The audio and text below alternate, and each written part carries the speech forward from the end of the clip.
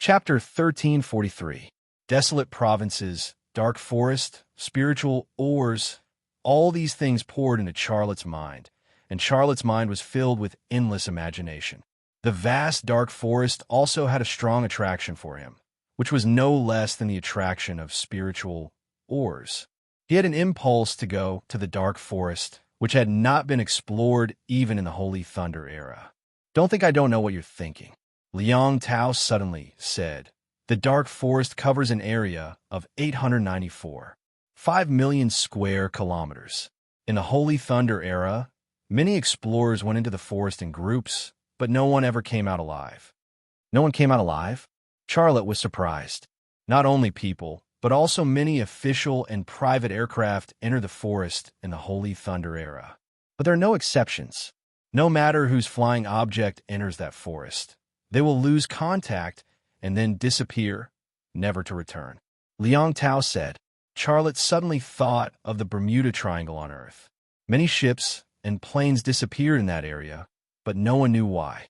What Liang Tao was describing now was simply a super-enhanced version of Bermuda. But the more Liang Tao said, the more interested Charlotte was in the dark forest, and the more eager he was to explore it. "Brother, I have regarded you as one of the most important core members of our resistance army. Don't do anything stupid." Liang Tao's master was very worried, and he really wanted to go to the dark forest. Charlotte said, "Aren't you here to look for spiritual ores? This map says that there are spiritual ores in the dark forest. Aren't you interested?" Liang Tao glanced at the content marked on the map with a look of disdain. "I've seen no less than 100 similar treasure maps. I've also seen a lot of fools who died because of treasure hunting. I hope you're not such a fool." Charlotte said, "Okay, you have the spiritual ores and the money. I want this map." Liang Tao looked at Charlotte with a strange look. "You stubborn guy, are you really going to look for treasure? Let's part here. You go your way, and I'll go mine." Charlotte walked towards the place where the weapons and ammunition were stored. He wanted to bring back some weapons and ammunition for the people of Peace Village. "Are you really not going to think about it?" Liang Tao did not give up. Charlotte did not even say a word to Liang Tao. He took more than a dozen guns and a large bag of ammunition and left Huang Zhan's treasury. Walking out of the cave, the cold night wind caressed his cheeks. Charlotte's heart was in a mess. On the one hand, he wanted to explore the dark forest and find the answers he was looking for. On one hand, he was worried that he would die in the dark forest. If he died there, then his hope of returning to Earth to see his wife and children would be completely shattered. Liang Tao also walked out of the cave. In addition to a big bag of money, he also had several guns hanging on his body. It was not difficult to see that in addition to being a lecherous guy, he was also a greedy guy. He was the biggest winner of this treasure hunt. "Where are you going?" Liang Tao asked. Charlotte said, "Peace Village. I'll leave after I explain to the people there." "Peace Village? I've heard of that place, but I've never been there." Liang Tao said, "I'm leaving, goodbye." Charlotte walked back the way he came. Liang Tao chased after Charlotte's footsteps. "Wait for me. I'm also going to Peace Village. It's on the way, so let's go together. Were you a plaster in your previous life?" Charlotte looked at him speechlessly. Liang Tao smiled. "Maybe I was a great beauty in my previous life, and there was a sad and beautiful love story between us. So God arranged for us to meet in this life." Charlotte, whether Charlotte was willing or not, Liang Tao had become Charlotte's follower. He couldn't get rid of him even if he wanted to. The two climbed up the hillside, and the Hardstone tribe in the valley once again entered their sight. The tallest metal building was still burning with a raging bonfire, which was particularly conspicuous in the darkness. Charlotte secretly said in his heart, "Once the skeleton completely controls the Hardstone tribe, will he take people to attack Peace Village? If that's the case, with the strength of the Hardstone tribe, Peace Village is still no match for them. If I leave at this time, can the people of Peace Village survive?" Liang Tao said, "Let's go around the edge of the valley.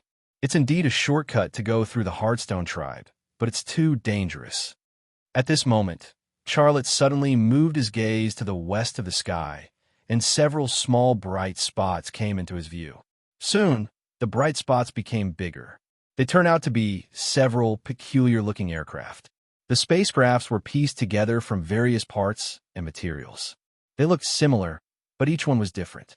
They looked like locusts in flight. At a glance, one could tell that they were not genuine aircraft manufactured by a manufacturer, but rather a counterfeit aircraft that he had assembled himself. However, even if they were counterfeit aircraft, in this chaotic world where even firearms and ammunition were very precious, it was enough to prove the strength of the people who owned these aircraft. Liang Tao also saw the aircraft, and he suddenly became nervous. The lascivious lascivious locust aircraft, the biggest bully of Area 51. What's he doing here? Lascivious locust? It was a strange name. Charlotte said, probably because Huang Zhan didn't deliver the goods on time. He may not know that Huang Zhan is dead. I killed Huang Zhan, and I found a letter on his body. That letter was written to Huang Zhan by lascivious cat. A strange smile appeared at the corner of Liang Tao's mouth. And there's a good show to watch. As soon as Liang Tao's voice fell, the aircraft flying in front launched a missile. The missile drew a dazzling fiery tail in the air, and 2 seconds later, it hit the tallest metal building of the Heartstone tribe. Boom! The fire was monstrous, and a deafening explosion resounded in the wilderness. However, the tallest metal building did not collapse. It only shook slightly twice, and some debris fell. This was not surprising at all. The tallest metal building of the Heartstone tribe was built with the debris of the Blue Moon People's spaceship, and Lascivious Cat's aircraft was just a knockoff made of various parts and machinery. It was not surprising that the knockoff aircraft and missiles could not destroy the metal building of the Heartstone tribe. After the explosion, the Heartstone tribe suddenly fell into chaos. Dozens of armed men poured out of the metal building, holding guns and shooting into the sky. Soon, gunshots rang out in every corner of the tribe. However, their bullets could not reach the height of the lascivious locust at all. It was purely a waste of bullets. Thump, thump, thump. Several lascivious locusts suddenly spread out and fired machine guns at the Heartstone tribe. After a round of shooting, more than a dozen armed men of the Heartstone tribe were suddenly knocked down. The armed men who were shot were all shredded by the machine gun bullets, and they died horribly. The concentrated machine gun bullets also overturned several buildings of the Heartstone tribe. The armed men of the Heartstone tribe with assault rifles were beaten to the point that they could not fight back, and they all fled into the metal buildings. Some people without weapons escaped from the Heartstone tribe and scattered in all directions. Some of them even ran toward Charlotte and Liang Tao. Do you still want to watch? Liang Tao said. Let's go and let them fight each other, Charlotte said. Whether Lascivious Cat killed the Heartstone tribe or the Heartstone tribe severely injured Lascivious Cat, it would be the best for him and Peace Village. The two of them moved from the foot of the mountain in the direction of Peace Village, but they did not go far when they suddenly heard a loudspeaker shouting in the sky. Huang Zhan, get out here. It was a man's voice, and judging from the characteristics of the voice, he was about 50 years old. Liang Tao stopped and looked back at a lascivious locust in the sky. That's the voice of Lascivious Cat. I didn't expect the guy to really come. Charlotte also looked in the direction of Liang Tao's gaze. He saw the lascivious locust facing the metal building, but it was too far away, and the cabin door of the lascivious locust was closed, so he could not see who was on it. Brother, I see that your archery is good, and your marksmanship must be very good. You have a sniper rifle with you. Can you help us kill him? Liang Tao said. Charlotte was slightly stunned. In this situation, kill Lascivious Cat? Those lascivious locusts will soon find us and attack us. They are in the sky, and we are on the ground. There is not a tree nearby, so we can't escape. Also, if we kill Lascivious Cat now, his men are very likely to attack Peace Village, and the people of Peace Village will not survive. Liang Tao said, you can actually think of so many things. What you said makes sense. I want to kill that bully too much, so he was a tyrant that even the resistance army did not dare to touch. Rashly killing him would bring uncertain risks. However, after voicing out the concerns in his heart, Xiaolei had an urge to kill Lascivious Cat. Then let's stay and see. If Lascivious Cat comes down, and the opportunity is right, I will kill him with a sniper rifle. Lascivious Cat is at war with the Hardstone tribe. If he dies here, it seems that Cat's men will blame this on the Hardstone tribe. Charlotte began to look for a suitable sniping point. Liang Tao laughed. You are really fickle. What you said just now was very reasonable. Why did you suddenly change your mind? Charlotte walked towards a hillside and said as he walked, killing a bully is also a way to get rid of a scourge for the people. If you want a reason, then this is the only reason. I like you more and more. Liang Tao followed behind Charlotte. At this time, Skeleton's voice suddenly came from the Hardstone tribe. Huang Zhan is dead. If you want to find him, then go to hell to find him. Who's that? Lascivious Cat's voice. It's me, Skeleton. Skeleton did not use a megaphone, but his voice was similar to Lascivious Cat's. Cease fire. Lascivious Cat's voice. Several lascivious locusts in the sky stopped firing, but they still surrounded the Hardstone tribe in the air. As long as Lascivious Cat gave the order, those locusts would enter combat mode in a second and pour ammunition on the Hardstone tribe. Skeleton also shouted, "Cease fire." The people of the Hardstone tribe also stopped firing. They walked out of their bunkers and waited for Skeleton's next instructions. Skeleton, Lascivious Cat's voice said, would you like to talk? What do you want to talk about? Skeleton's voice said, of course, to talk about business. Lascivious Cat's voice said, Huang Zhan is dead. You're the new leader of the Hardstone tribe. You are qualified to do business with me. I can give you the same conditions I gave Huang Zhan. Money, weapons, and ammunition, I can give them to you. If you do business with me, the Hardstone tribe will become stronger and stronger. Come down, let's talk. Skeleton's voice said, come out. Given what happened just now, I won't walk in your tribe to talk to you. Lascivious Cat's voice said, okay, then I'll come out and talk to you. Skeleton's voice said, through the scope of the Avenger 1000, Charlotte saw Skeleton grab a rope from the top of the metal building and slide down. He fell very fast, making it difficult to lock onto him with a sniper rifle. However, Skeleton was not his target. As long as he locked on to Skeleton with his eyes, he could find Lascivious Cat. Chapter 1344. In Charlotte's field of vision, Skeleton led a large group of armed men to an open space outside the Hardstone tribe.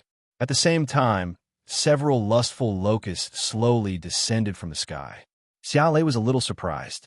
Based on the speed of the lecherous locusts, he thought they were similar to jet fighters. But now he realized that the lecherous locusts had the ability to take off and land vertically like a helicopter. However, they did not have the ability to change the position of the engine, nor did they have the propellers of a helicopter. Even he, the person who designed the Kuan-Pung bomber and the Yama fighter, did not know how the Locust did it. It seems that I still know too little about the new world. Charlotte sighed in his heart. Liang Tao was lying next to Charlotte. He took out a high-magnification telescope out of nowhere.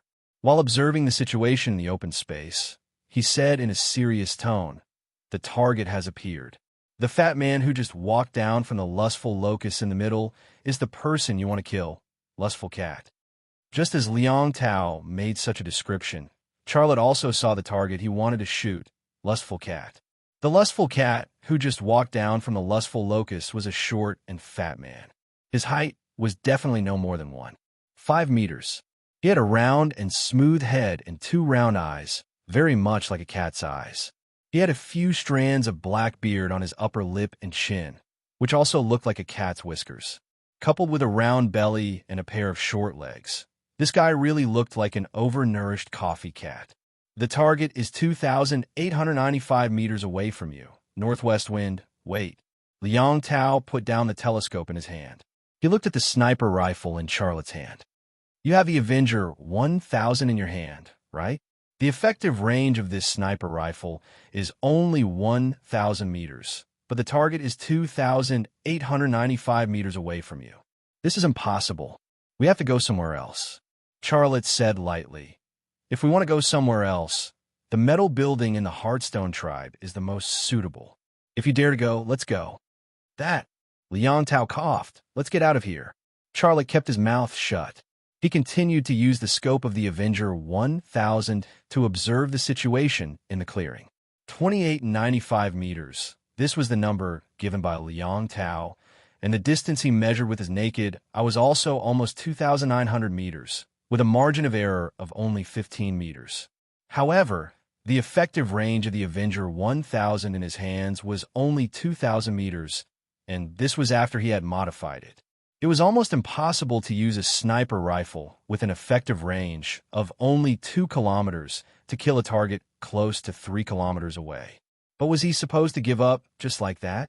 If he missed this opportunity, it would be very difficult to kill that scumbag horny cat again. Bro, don't tell me you want to give it a try. Liang Tao looked at Charlotte nervously. You must think about it carefully. We are likely to be discovered the moment the gunshot is fired. Charlotte gave Liang Tao a supercilious look. Just now, you said righteously that you want to kill Horny Cat. When I was hesitating, you came to persuade me. Now that I am not hesitating, you are afraid. Why are you so contradictory? This time it was Liang Tao's turn to shut his mouth. However, with his thick skin, he obviously did not care about what Charlotte said about him.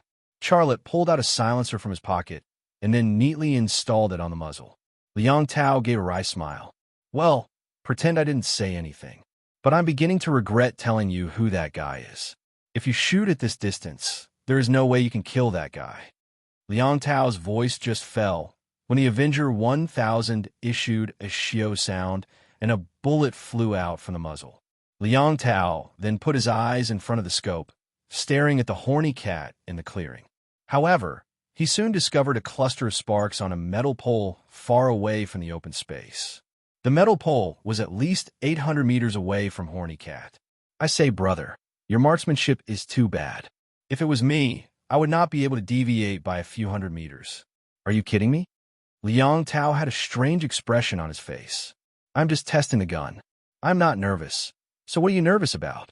Shut your mouth, or I will really leave. Charlotte adjusted the muzzle in the direction of the clearing. His right eye also locked onto a Horny Cat through the scope. He was really testing the gun. Just now, he had already obtained the data he wanted. Liang Tao had a look of disbelief. It was not that he did not believe in the marksmanship, but he did not believe in the Avenger 1000 in Charlotte's hands. How could a sniper rifle with an effective range of only 1,000 meters shoot a target that is 2,985 meters away? Not to mention Charlotte. Even if he was familiar with the rebel army's war god Liu Bai, it would be impossible. Shio. The Avenger 1000 once again issued a slight gunshot, and the second bullet flew out from the muzzle. Liang Tao stared at Horny Cat in the clearing. In his heart, he constantly prayed for a miracle to happen. However, praying was just praying. His common sense kept reminding him that it was impossible. At this moment, his mood was contradictory to the extreme. 2 seconds later, the bullet flew to the chest of Horny Cat. It only needed a little time, a little distance, and a miracle would be born. However, bang, it was as if a ripple suddenly burst out in front of Horny Cat. The bullet seemed to have plunged into an extremely tough wire mesh and was unexpectedly intercepted. The bullet hovered in the air for a moment and then fell to the ground. Horny Cat's body actually had an energy shield until the scene of the intercepted bullet entered the line of sight of Charlotte and Liang Tao at the same time. The two men were shocked. Charlotte was surprised that Horny Cat's body actually had such an advanced energy shield. Liang Tao's objective was not only the energy shield on Horny Cat's body, but also Charlotte's marksmanship. Charlotte really did it. With a sniper rifle that once had a range of 1,000 meters, he hit a target 2,895 meters away from him. This was simply a miracle. Even if it was a miracle, it was only a failed miracle. Charlotte's plan to kill Horny Cat failed. He only had this one chance, but he never thought that Horny Cat's body would have such an energy shield.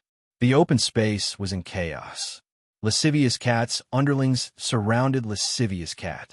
The Heartstone tribe began to search the nearby area. Skeleton also commanded his men to run in the direction of the trajectory. Skeleton, do you want to F Asterisk King die?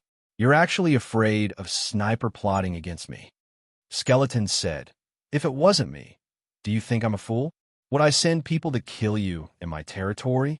If I really wanted to kill you, I would do it myself, and it would be in your territory. Horny Cat's face was gloomy. He seemed to doubt Gu Lu's statement, but he himself did not believe that Skeleton would send a sniper to attack him in the Hardstone tribe, especially when he was about to make a deal with him. But if it wasn't someone from the Hardstone tribe, then who could it be? Skeleton suddenly looked in the direction of Charlotte and Liang Tao. He seemed to have thought of something. I think of a guy. Tell me who he is. Horny Cat roared. Skeleton said, the guy who killed Huang Zhan. I have collected some information about him. That guy's marksmanship is amazing. He doesn't even need to look at the target when he shoots on the battlefield. He can determine the target's exact location just by sound. He has a bow, and the arrow shot from that bow can even penetrate the light armor of the Blue Moon people. Huang Zhan was killed by his arrow. There's actually such a person? Horny Cat looked very surprised.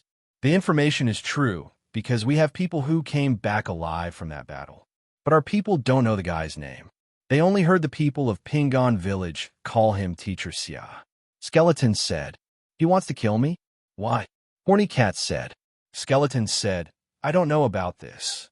Find him for me. I want to play him to death with my own hands. The lascivious cat looked like an angry cat. No problem. Even if I can't catch him tonight, I will take people to flatten Pingon Village and catch him and give him to you. Skeleton said, give it to me, and we will be partners.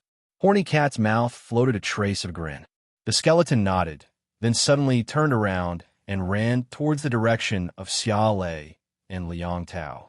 In the open space, Horny Cat, under the protection of a large group of men, boarded the horny locust in the middle. Several horny locusts quickly took off, but did not return. Instead, they flew in the direction of Charlotte and Liang Tao. On the hillside, go, Liang Tao said nervously. Charlotte pressed Liang Tao down. Don't understand, lie down, and don't move. Are you crazy? If we don't escape at this time, we won't have a chance to escape. Charlotte said, if we escape at this time, can you outrun the horny locust aircraft? Can you resist the strafing of machine guns? Believe me, if you run at this time, you will die faster. But if we don't run, the people of the Hardstone tribe will soon come, and we will still die. Charlotte said lightly, don't worry, Skeleton will not come. How can you be so sure? Charlotte said, because he is smarter than Huang Zhan, and he doesn't want to become the second Huang Zhan. And his men are not brave warriors. They won't really use their lives to please a perverted cat. After that, Charlotte began to crawl horizontally. He crawled while saying, follow me. This place will soon be strafed by machine guns. Liang Tao crawled behind Charlotte's buttocks. There are no trees on the hillside, but there were many rocks, large and small rugged rocks forming a natural shelter. It was extremely difficult to find the target on the ground, even from the sky. Sure enough, as soon as the two of them crawled away from their previous hiding place, several horny locusts flew over and madly fired at their previous hiding place. The machine guns roared, and the cannonballs poured down on the hillside. The explosion was deafening, and the rocks were blown to pieces, the fragments of the stones flying in the air. If Charlotte had not predicted this in advance, Charlotte and Liang Tao would have died there. Amidst the explosion, Charlotte and Liang Tao had crawled tens of meters away. The horny locust in the sky soon stopped shooting. They had limited ammunition, and it was impossible to shoot indefinitely. After the previous battle and the frenzied firing just now, they were running out of ammunition. Okay, let's go back. Let Skeleton catch that guy for me. On a horny locust, Horny Cat gave up. The horny locust turned around and flew in the direction from which they came. On the ground, the people of the Hardstone tribe slowly moved toward the hillside. After the horny locust flew away, some people stopped. Skeleton, who was leading the charge, also stopped in his tracks. He spat in the direction of the lecherous locusts. Mother faster cur, I'll kill you one day. Boss, do we still chase? A man asked Skeleton. Skeleton slapped him. That guy has Huang Zhan's light armor on him, so bullets are useless. If you want to die, go chase him. The unlucky man covered his face and did not dare to say a word. Charlotte saw this scene. including the conversation between Skeleton and Horny Cat. He also used the lip-reading technique to decipher. "You'd better not come to Peace Village, or you're dead," Charlotte secretly said in his heart. Chapter 1345. The light of dawn dispelled the darkness between heaven and earth. In the daytime, the blue moon in the sky could not be seen. Its existence was really like a satellite orbiting the star of hope. The mountain pass was quiet. Charlotte whistled, and Li Enai, Wuda, and Hunyo appeared at the entrance of the mountain pass. The three people from the Peace Village looked warily at Liang Tao, who followed beside Charlotte. Charlotte said, "Let me introduce you. This wretched-looking uncle is a member of the resistance army. His name is Liang Tao." The three people from the Peace Village were instantly stunned. Teacher Xia went to the mischievous rock tribe and brought back a member of the resistance army? Liang Tao was unhappy. What kind of introduction is that? A smile appeared on his face. "Don't listen to him. I'm a very decent person." At this time, Li and I suddenly thought of something and said excitedly, You're that Liang Tao?" Liang Tao shrugged. "Is there another Liang Tao in the resistance army?" Li and I said with a smile, "I know you, the chief of staff of the resistance army. They all say you're the smartest person, full of tricks." Liang Tao glanced at Charlotte, then at Li and I. "Are you two in the same boat? Is this the style of praising people?" Li and I couldn't help but glance at Charlotte out of the corner of her eye, and her cheeks blushed slightly. Charlotte was a little embarrassed. He changed the topic. "Let's go. This is the territory of the mischievous rock tribe, after all." Then, he handed the gun and ammunition he took from Huangzhan's treasure trove to Wuda and Hunyo. "The latest raider. Wow, this gun can be exchanged for 10 beautiful women on the black market," Wuda said with shining eyes, holding a brand-new assault rifle. Hunyo slapped the back of Wuda's head. "Pervert." Wuda looked innocent. "Did I say something wrong? Why did you hit me?" Hunyo glared at Wuda. "I hit you. Can I hit you?" Just as the two were arguing, Li and I slowed down and walked beside Liang Tao. "Chief of Staff, I sent someone to the Resistance Army's headquarters. I want to recommend Teacher Xia to the Resistance Army." "Is his surname Xia? Don't you know? His name is Charlotte." Li and I said. Liang Tao sighed. "I only found out now. He's a strange guy. The Revolutionary Army needs people like him, but he doesn't want to join the Resistance Army.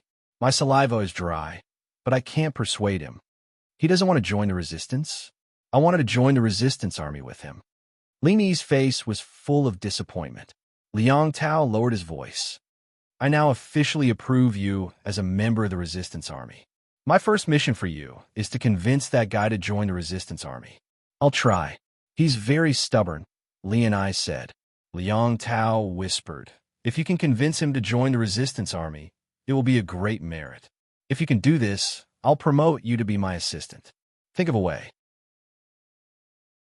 No matter the cost, you must convince him to join the Resistance Army. Do you understand what I mean?" After a pause, he added, "You're a woman, and a beautiful woman at that. You'll definitely think of a way, right? You're a woman, and a beautiful one at that." Liang Tao had said so much, but this was the main point. Li and I was speechless. In fact, the whispers of the two could not escape Charlotte's ears. After his eyes lost their ability to see through things, his ears were even more sensitive than when he was on Earth. Although the two of them spoke very softly, he could still hear them very clearly. He understood Liang Tao's intention to pull him into the group, but when he heard Liang Tao instigate Li and I to use a woman's method to convince him, he didn't know whether to laugh or cry. After coming to this new world, he had never given up on his wish to return to Earth. He wanted to find Stone City. He wanted to crack the secret of the World Box and the Crystal Skull, and then return to Earth to reunite with his wife and children. How could he possibly be merciful and be with the women of this world? After talking with Liang Tao, Li and I caught up to Charlotte and asked with concern, "Teacher Xia, is it convenient for us to talk?" Charlotte smiled. "Sure, but if that guy asked you to persuade me to join the Resistance Army, then it's not necessary. I have already told him very clearly that I will not join the Resistance Army." Li and I said, "No, that's not what I want to talk to you about." "Then what do you want to talk to me about?" Charlotte looked at her. Li and I looked a little shy. I heard from Lin Qing that you have medical skills. Do you have a way? What? Forget it. Let's go back and talk about it. For some reason, Li Ni's face turned red. Charlotte was confused by her. If the power of the brand could be used, he could easily capture Li Ni's thoughts and know what she was thinking in her heart. But now he had become an ordinary person, and guessing a woman's mind had always been his weakness. Liang Tao walked behind Charlotte and Li and I. When he saw Li Ni's face turn red, a sly smile appeared at the corner of his mouth. It was a little bit like his plot had succeeded. In the afternoon, a group of 5 people returned to Pingon Village. As soon as they entered the village, they heard the sound of a woman crying. Li and I hurriedly followed the sound of crying. Charlotte also followed. When he arrived at the place where the crying sound came from, he saw 2 bodies lying in front of simple bark. One was a man in his 50s, and the other was a young man in his 20s. The 2 bodies were full of terrible wounds. Some were torn by sharp claws, and some were bitten by sharp teeth. Next to the 2 bodies, a woman in her 40s collapsed on the ground, crying sadly. "Aunt Ma, what happened?" Li and I squatted beside the woman. The woman, called Aunt Ma, choked with sobs. "My man and my child went into the forest to hunt, but they met the blue dragon. That bastard tortured them. He took my man and my child." Woo! Li Ni's expression suddenly became gloomy. The murderer was the blue dragon. She could do nothing. Village chief, the blue dragon left traces in the forest, as if it was hinting something. A hunter said, "What traces did it leave?" Li and I was a little nervous. The hunter said, "It's about 2 kilometers west of the stable. It killed the father and son of the Tian family there, and left a lot of strange marks at the scene. I think it's hinting at something, but I don't understand." 2 kilometers from the stable? This place is very close to our village. I want to go and have a look. We have to lead it away, otherwise it will destroy our village. Li and I stood up. Who is going with me? None of the hunters and warriors present said anything. The opponent was the blue dragon, and it took courage to make such a decision. Li and I said angrily, "Where is your courage? If we do nothing, once the blue dragon finds out about this place, do you still need to imagine what will happen to us? Don't have any illusions. We are already in a very dangerous situation." "I will go," Charlotte said. Everyone's eyes focused on Charlotte. This man had stood up for Pingon Village more than once. "Okay, let's go together," Li and I said. Charlotte shook his head. "No, I will go alone." "But—" Li and I wanted to say something, but stopped. "You will be a burden to me if you go." Charlotte's words were merciless. After saying this, he unloaded the Avenger 1000 from his back and threw it to Li and I. He only took his metal bow and set off. Against the blue dragon, firearms were useless.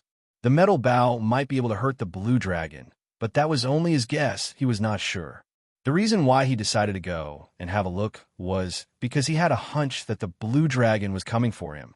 Li and I held Charlotte's Avenger 1000 and looked at Charlotte's back as he walked away. Her heart was filled with complicated feelings. "Hey, what a charming man." Liang Tao moved closer to Li Ni's side and stood side by side with her, looking at Xia Lei's back. This stalwart back, the courage to fight for the village. He is simply a peerless hero. If I were a woman, I would definitely marry such a man. Li and I looked at Liang Tao, speechlessly. She didn't know why, but she began to feel that the words that Charlotte used when he introduced her to Liang Tao were very accurate. The word that Charlotte used was wretched. Don't forget that you're now a member of the resistance army. You shoulder the fate of saving humanity. Do you understand what I mean? Liang Tao said. Li and I nodded. "Chief of Staff, I know what to do." "That's good. Tell me, is he from your peace village?" "Who is in his family?" Liang Tao asked. "He's not from our village. I found him near the desert," said Li and I. When I found him, he did not have a single piece of clothing on him. He said that he had forgotten his past. He is very powerful. He used the metal waste of the Blue Moon people to build a manual machine to help us modify the gun. The gun that he modified has excellent performance. He is very strong and can pull a metal bow that requires 1,000 pounds of strength to pull. This is what I know about him. That's all. Liang Tao was silent for a long time before he said, He is really a mysterious guy. I have to talk to the commander. Are you talking about Kananana? There is only one commander in the resistance army, and she's a woman. Who else could it be? Liang Tao said. Can I see her? Of course. Convince Charlotte to join the resistance army. I will let her personally award you the Holy Thunder Medal. Liang Tao said. Li and I nodded heavily. I will complete the task. In the forest, Charlotte walked in the direction of the stable. There were a lot of blood on the ground. Those bloodstains were obviously left by the two hunters who had lost Peace Village. He was not worried at all that he could not find the traces left by the blue dragon, because the blood on the ground was the best guide. If my metal bow can hurt it, then I will fight it. If my metal bow can't tear its scales, then I will escape and help the people of Peace Village to lure it away. Charlotte was planning the next action in his mind. He came to fight the blue dragon alone for another purpose. He wanted to enter the dark forest to find the spiritual mine and crack the secret of the spiritual mine. He thought that it was an obvious clue to crack the secret of Stone City. There must be a lot of blue dragons in the forest that humans could not enter, or even unknown alien beasts that were more ferocious than the blue dragon. He needed combat experience in this area. When he arrived at the stable, it was empty. There were a lot of blood stains on the ground and the torn corpses of the horses. Charlotte's heart skipped a beat. The hunter said that the blue dragon left its traces 2 kilometers west of the stable. These horses were obviously killed by the beast. Is the blue dragon already here? Roar! A deafening roar suddenly came.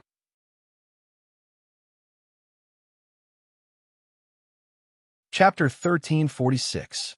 Charlotte was very familiar with the deafening roar. It was the roar of the blue dragon. The position of the blue dragon was in the northwest of the stable, which was the same place as the hunter in Pingon Village said. That guy must have chased after me and eaten the war horses of Pingon Village. Then it returned to the place where it left the hint to wait for me. It is using this way to show off to me. Charlotte guessed what the blue dragon was thinking. He had suspected that the blue dragon had a high IQ. Now, it seemed that his guess was correct. If it did not have a high IQ, why would it use this method to force him? Charlotte moved to the northwest of the stable. As he walked, he took the metal bow off his shoulder, took out a metal arrow from the quiver, and put on the bowstring. Because he was moving very slowly, it took Charlotte a full 20 minutes to cover the distance of 2 kilometers. He finally arrived at the place where the hunter and his son were killed. Many trees were broken, and the ground was full of blood and human flesh that had been torn off. There were traces of sharp claws on a flat rock, which looked like some kind of text. However, he had never seen it before, so he could not decipher it. Finally, he saw a humanoid pattern drawn with sharp claws on a tree behind the rock.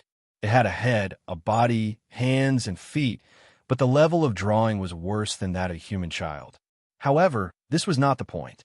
The point was that there was a deep scratch on the neck of the humanoid pattern. If this was a signal, then this seemingly lame pattern was a very obvious signal. They wanted to kill him. Charlotte's eyes moved to the flat rock again. He looked at the traces that looked like text, and his heart was filled with surprise. These scratches really look like some kind of text, but if beasts have text, then this new world has a civilization built by beasts. If there is a civilization built by beasts in this new world, then where is it? For some reason, he thought of the dark forest again. Roar! Suddenly, the roar of the blue dragon came from the forest in front of him. Charlotte looked up and saw that the trees not far away were shaking, and then there was the sound of trees being broken. The blue dragon was speeding up. Charlotte turned around and ran, shouting as he ran, "Idiot! Don't you want to kill me? I'm coming. Do you dare to follow me?" His voice echoed in the silent forest and could be heard from far away. Roar! The blue dragon roared angrily. This seemed to be its response. Charlotte had already raised his speed to the limit. His target was still a hillside. The slope was very steep, and it was not far off. In fact, he had already chosen the location of the battle with the blue dragon on his way here. Once he encountered the blue dragon, he would immediately escape to the battlefield of his choice. This was necessary because with the blue dragon's speed and strength, fighting it on flat ground was simply courting death. Running all the way, the steep hillside was getting closer and closer. However, before Charlotte reached the foot of the hill, the blue dragon caught up. Its speed was much faster than Charlotte's. Last time, Charlotte was able to shake it off because Charlotte had the help of the Blue Moon People's combat boots. This time, Charlotte didn't have the combat boots to help him speed up and fly. Roar, roar, roar. The blue dragon let out a strange roar from its bloody mouth. This sound seemed to be mocking Charlotte. Xiaolei turned his head back to take a look, then continued to sprint down the hill. He had already raised his speed to the limit, but he, who only had 2 legs, still couldn't outrun the blue dragon with 4 legs. The blue dragon behind him was getting closer and closer. At this rate, the blue dragon would catch up to him before he reached the foot of the hill, let alone the sniping point on the hill. Roar, roar, roar. The blue dragon seemed to be really laughing. However, just when it thought that Charlotte couldn't escape, Charlotte suddenly stopped. It was slightly stunned. From its point of view, Charlotte's action was undoubtedly suicide. However, it didn't stop for long. In the blink of an eye, it pounced at Charlotte again. Charlotte suddenly pulled the metal bow and shot an arrow at the cliff on the hill. Roar, roar, roar. The blue dragon laughed. It seemed to think that its prey was scared silly. It couldn't even find a direction to shoot the arrow. However, whoosh. The metal arrow was released from the bowstring. A rope tied to the arrow was instantly pulled taut. It carried Charlotte up from the ground and flew straight toward the steep cliff. The other end of the rope happened to be tied to Charlotte's arm. He shot an arrow at the hill, and the force of the metal arrow carried him up and flew toward the cliff. This was his own way of showing off and flying, because the power to shoot the arrow was his. The metal bow and arrow were also his. Charlotte's body flew 7 or 8 meters in the air and then hit the rock wall. The metal arrow's arrowhead pierced into the rock wall. At that moment, he reached out to grab the arrow shaft and fixed it on the rock wall. Boom! The blue dragon's head hit the bottom of the rock wall, and the entire rock wall was shaking.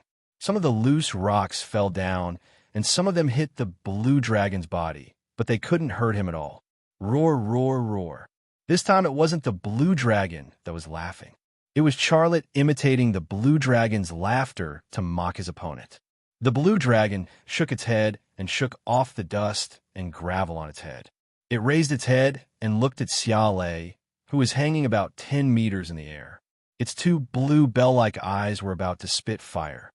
Roar! The blue dragon roared and retreated. It was ready to sprint and jump up to slap Charlotte, who was hanging on the rock wall. However, before the blue dragon sprinted, Charlotte had already grabbed the metal arrow shaft and climbed up. He climbed very quickly. When the blue dragon rushed to the bottom of the rock wall and jumped up with the inertia, Charlotte had already climbed to the top of the rock wall. It was about 17 meters above the ground. This was a height that the blue dragon, who had a few tons of weight, couldn't jump up. Boom! The blue dragon's head smashed into the middle of the rock wall again. At that moment, the entire rock wall trembled and rocks of all sizes fell down in a messy manner. However, it could only vent its anger on the rocks. Charlotte stood at the top of the rock wall, and nothing happened to him.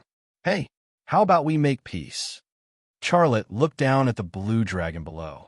As he spoke, he pulled out a metal arrow from the quiver and put on the bowstring. Roar! The blue dragon roared and slapped the rock wall with its claws. The rock that was slapped by it revealed several cracks. It seems that you don't agree.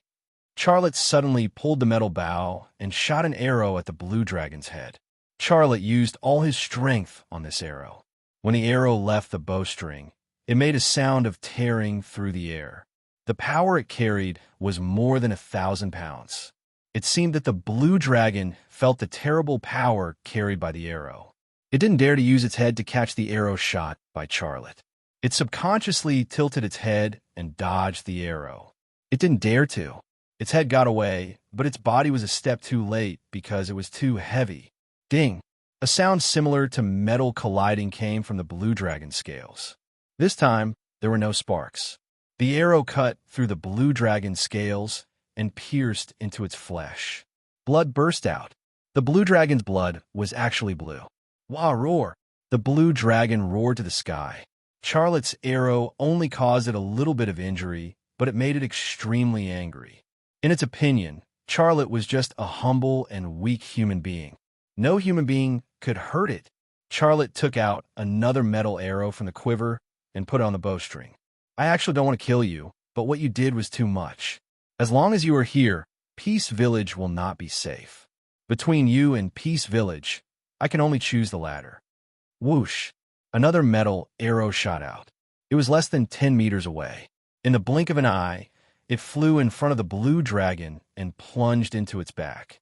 Another splash of blue blood spurted out. The blue dragon quickly retreated and then hid behind a tree. Its action made Charlotte stunned for a moment. It was really an intelligent animal, otherwise it wouldn't have looked for cover. This time, it was Charlotte's turn to have a headache. The blue dragon hid behind a very big tree. His arrow could not hurt the blue dragon after piercing through the tree trunk. But if this stalemate continued, what if Li and I came to find him? The blue dragon would definitely vent its anger on Li and I and the people of Peace Village. The blue dragon hid behind the tree trunk and peeked at Charlotte on the rock wall from time to time. Each peek was very short. It didn't give Charlotte time to draw the bow and shoot it. And Charlotte couldn't keep the bow fully drawn all the time. Roar, roar. The blue dragon licked the blue blood that flowed from its shoulder. Its eyes were fierce. It seemed to be saying to Charlotte, "Let's see how long you can last. Once you come down, I will tear you apart." Xiaolei raised his head and glanced at the higher cliff. It was actually easy for him to leave. All he needed to do was to climb up. However, he didn't want to miss the opportunity to kill the blue dragon. If the blue dragon wanted to leave, Charlotte couldn't do anything about it. But it was still reluctant to leave. It wanted to tear Charlotte apart, and it didn't want to miss this opportunity. The man and the beast were in a stalemate, competing with their patience. At the beginning, Charlotte was still very nervous. After 2 minutes, he relaxed. He simply sat on the edge of the cliff and said to the blue dragon, "Hey, how about we talk?" The blue dragon looked at Charlotte. Seeing that he didn't draw the bow, it didn't shrink its head back. It looked at Charlotte on the rock wall and made a series of strange sounds. "Are you talking to me? What did you say?" "Woo, woo, woo." A series of strange sounds came out of the blue dragon's mouth. "Can you speak human language?" "Woo, woo." The man and the beast spoke in their own language. Neither understood the other. Just like that, they talked to each other for a few minutes. Xiaolei thought to himself, the sounds coming out of its mouth aren't random. It really does have the taste of a language. It has a very high IQ. If it could understand language, there might not be a civilization built by a beast in this world. It's really unimaginable. The universe was so big that it had everything. On Earth, the footsteps of humans had only extended to the moon, but the entire universe had countless stars. Who could be sure that there wasn't a civilization built by a beast somewhere in the universe? All right, I'll take it that you can speak. Let me ask you, where's your hometown? Charlotte said tentatively, "Is there really a civilization built by a beast on this planet? Say it. Even if you want to eat me, you could talk to me." Roar. A sound came out of the blue dragon's mouth. It seemed to be cursing. Charlotte smiled. "I know you're cursing me, but I won't argue with you because I'm a civilized person. You should also be a reasonable civilized beast." A strange sound suddenly came from the sky.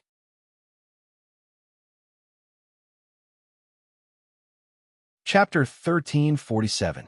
Charlotte had heard this sound once, and he couldn't forget it even after hearing it once.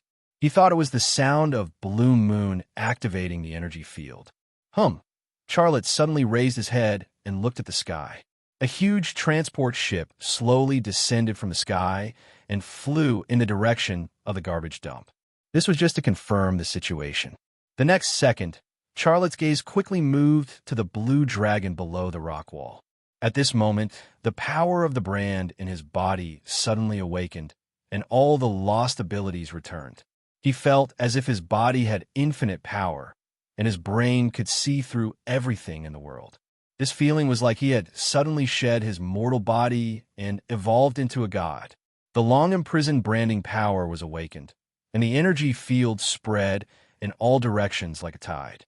The range was several times larger than before. "What's going on?" It's been imprisoned for a long time, and it's suddenly released. Is it going to behave atrociously? When did it become so strong? Is it related to the experience in Stone City? Such a thought flashed through Charlotte's mind like a spark, but he couldn't be sure. However, this part of his brain did not affect his next move. His brain could multitask as early as when he was on Earth. When he was studying the Kuin Pung bomber and the Hades fighter, he could do it to that extent. One part of his brain was studying the Kuin Pung bomber, another part of his brain was studying the Hades fighter, and another part of his brain was talking to his wife without interfering with each other. It was the same situation now. As soon as the energy field of the branding power was released, his brain instantly locked onto the blue dragon below and captured its thoughts. Its thoughts were illusory, and it wasn't an exaggeration to describe its speed as traveling thousands of miles in a flash. However, no matter how fast the thoughts were, they couldn't escape the capture of the energy field of the branding power.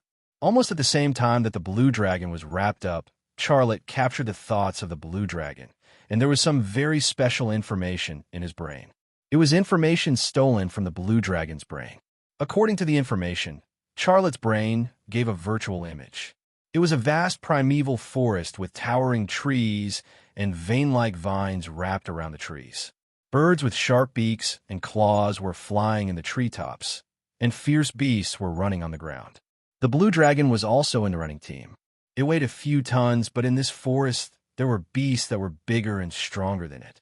It looked like a moving flesh castle. Giant beasts that weighed at least 100 tons were everywhere. Tens of thousands of wild beasts and tens of thousands of birds were running in the same direction in the forest. It was a magnificent sight. The scene suddenly changed. Thousands of wild beasts and birds swarmed into a canyon like a tide. In that instant, Charlotte was stunned. A blue energy tree appeared in his mind. It was incomparably pure and holy, its brilliance boundless. Roots sprouted from its leaves and branches. Each root was connected to a tree, vine, and soil. All the beasts and birds prostrated themselves. At this moment, there were no hunters or prey. All the beasts were equal and lived in peace in this canyon. They prostrated themselves on the ground, extremely devout, as if they were devout believers. Tens of thousands of roots burst out of the blue energy tree. Each root entered the brain of a beast or a bird, reading their information and transmitting some information to them. At this time, all the beasts and birds seemed to have become one through the blue energy tree. All their thoughts were shared. Charlotte was shocked. His feelings at this moment couldn't be described with words. Suddenly, a voice appeared in his mind. He didn't hear any voice, but his brain gave that voice. This world is in danger. Go find it. Go find it. This voice was extremely old. It gave people the feeling that it was the voice of a 1,000-year-old tree that would wither at any time. Trees couldn't speak, but it felt so strange. The strange sound disappeared after it was repeated for the second time. A new voice appeared. Two-legged guy, I'm going to eat him. I'm going to eat him. He dared to humiliate me. He dared to injure me. I'm going to eat him. I'm a chosen brave dragon. I can't be defeated. I can't be defeated. This voice was obviously the blue dragon's own voice. It gave people the feeling that it was a psychopath suffering from schizophrenia. Suddenly, a voice came from the sky. The power of the brand retreated, and all the abilities disappeared. He went from a Superman to a mortal again. The feeling of ups and downs was really unpleasant. Charlotte looked in the direction of the junkyard and cursed. Damn it, just give me a little more time. Give me a little more time, and I'll be able to dig out more memories. That energy tree looks very similar to the energy tree I saw in the Stone City. Could they be the same energy tree? If I find it, will I be able to find Stone City? Find the World Box? Find the Crystal Skull? These guesses made him excited, but he had to face the reality. He had lost his extraordinary ability, and he was still trapped on this rock wall. If he wasn't careful, he would be eaten by the blue dragon below. Roar! The blue dragon roared at Charlotte. Charlotte's thoughts returned from the endless guesses. He glanced at the blue dragon and took out a metal arrow from the quiver. From what his brain had read just now, this guy who wanted to eat him really couldn't be left alive. But just as Charlotte put the arrow on the bowstring and was about to shoot, the blue dragon suddenly shook its head at him. Charlotte was stunned.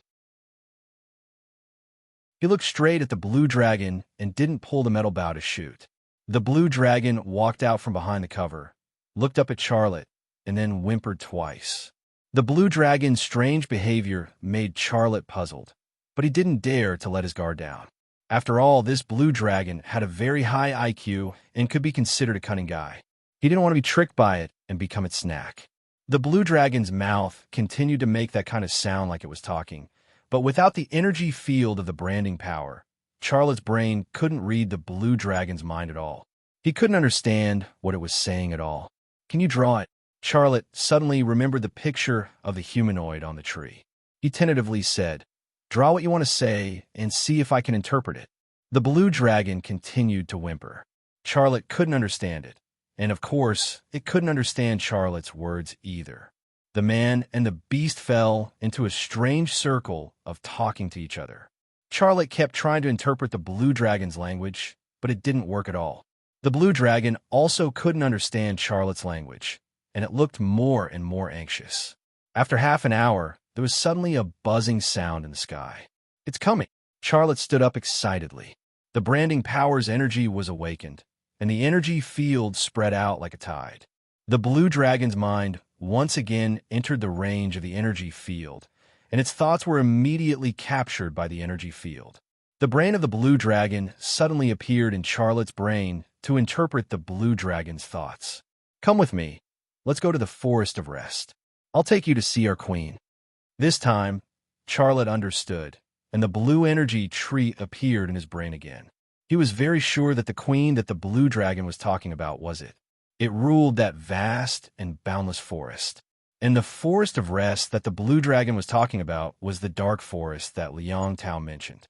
The dark forest was just the name that the humans of the Holy Thunder era gave to that terrible forest, but it was obviously not the original name of that forest. Charlotte communicated with the blue dragon using his mind. "Don't you want to eat me? Why do you want to take me to the Forest of Rest? Your queen is that blue energy tree. What is it? Where does it come from? Is there a stone city in the Forest of Rest?" Because he was too anxious to know everything, he asked a few questions in one breath. The blue dragon's thoughts. "I want to eat you because I'm hungry. It's the same logic as you humans hunting horned pigs. But you're very special. I think you're the one I'm looking for. We're no longer enemies. I won't attack you anymore. Come with me to the Forest of Rest. That's where you should go." "Why should I go to that place? Is this what your queen wants? You still haven't told me what it is." "I don't know." "Come with me to the Forest of Rest. Our queen will give you the answer. She knows everything, everything." Charlotte's heart palpitated. In his brain, the image of the blue energy tree releasing thousands of roots and instantly penetrating the brains of all the birds and beasts appeared. At that moment, all the animals, all the plants, and even the earth stored information were shared. If he understood it from this image, the blue energy tree indeed knew everything. "Do you agree?" The blue dragon seemed a little anxious. Charlotte's thoughts. "How do I know that you're not lying to me? Once I come down, you'll eat me up." The blue dragon's thoughts. "I promise you in the name of the Queen of Rest that I will never hurt you. You shot me twice. I won't argue with you. All right, I believe you. But if you want me to go to the Forest of Rest with you, I have one last condition." "What condition? Tell me, what is your queen looking for?" "I don't know, but I know she needs it very much. Come with me to the Forest of Rest. The Queen of Rest will tell you everything. You won't be disappointed. The Forest of Rest has the most beautiful female blue dragon." Charlotte was speechless. "Do you agree? You can ride on my back. We'll only need 2 months to reach the Forest of Rest." Charlotte hesitated for a moment. Then he nodded. "I agree, but you have to give me some time to settle some things. After I'm done, I'll go with you to the Forest of Rest. You can also use this time to recover from your injuries. Then I'll go back to the village with you." "No, you'll scare people to death. Wait for me in this forest. If you want to see me roar, all right. If you want to see me, roar too." The blue dragon's thoughts seemed to be very joyful. Buzz, buzz, buzz. The sound of the energy field closing came from the sky. The branding power in Charlotte's body once again fell into a deep slumber. He also lost all of his extraordinary abilities. Just now, they were still communicating without any barriers. But now, they were talking to each other. Charlotte slid down from the cliff and carefully walked towards the blue dragon. The blue dragon seemed to understand Charlotte's cautiousness. It also seemed to want to make Charlotte feel safe. It simply crawled on the ground and placed its head on the soil. Its two big eyes looked at Charlotte gently. The blue dragon's actions and its eyes made Charlotte let down his last bit of vigilance. He walked to the blue dragon's side and reached out his hand to touch the blue dragon's head. The blue dragon stuck out its tongue and licked Charlotte's hand. Charlotte smiled.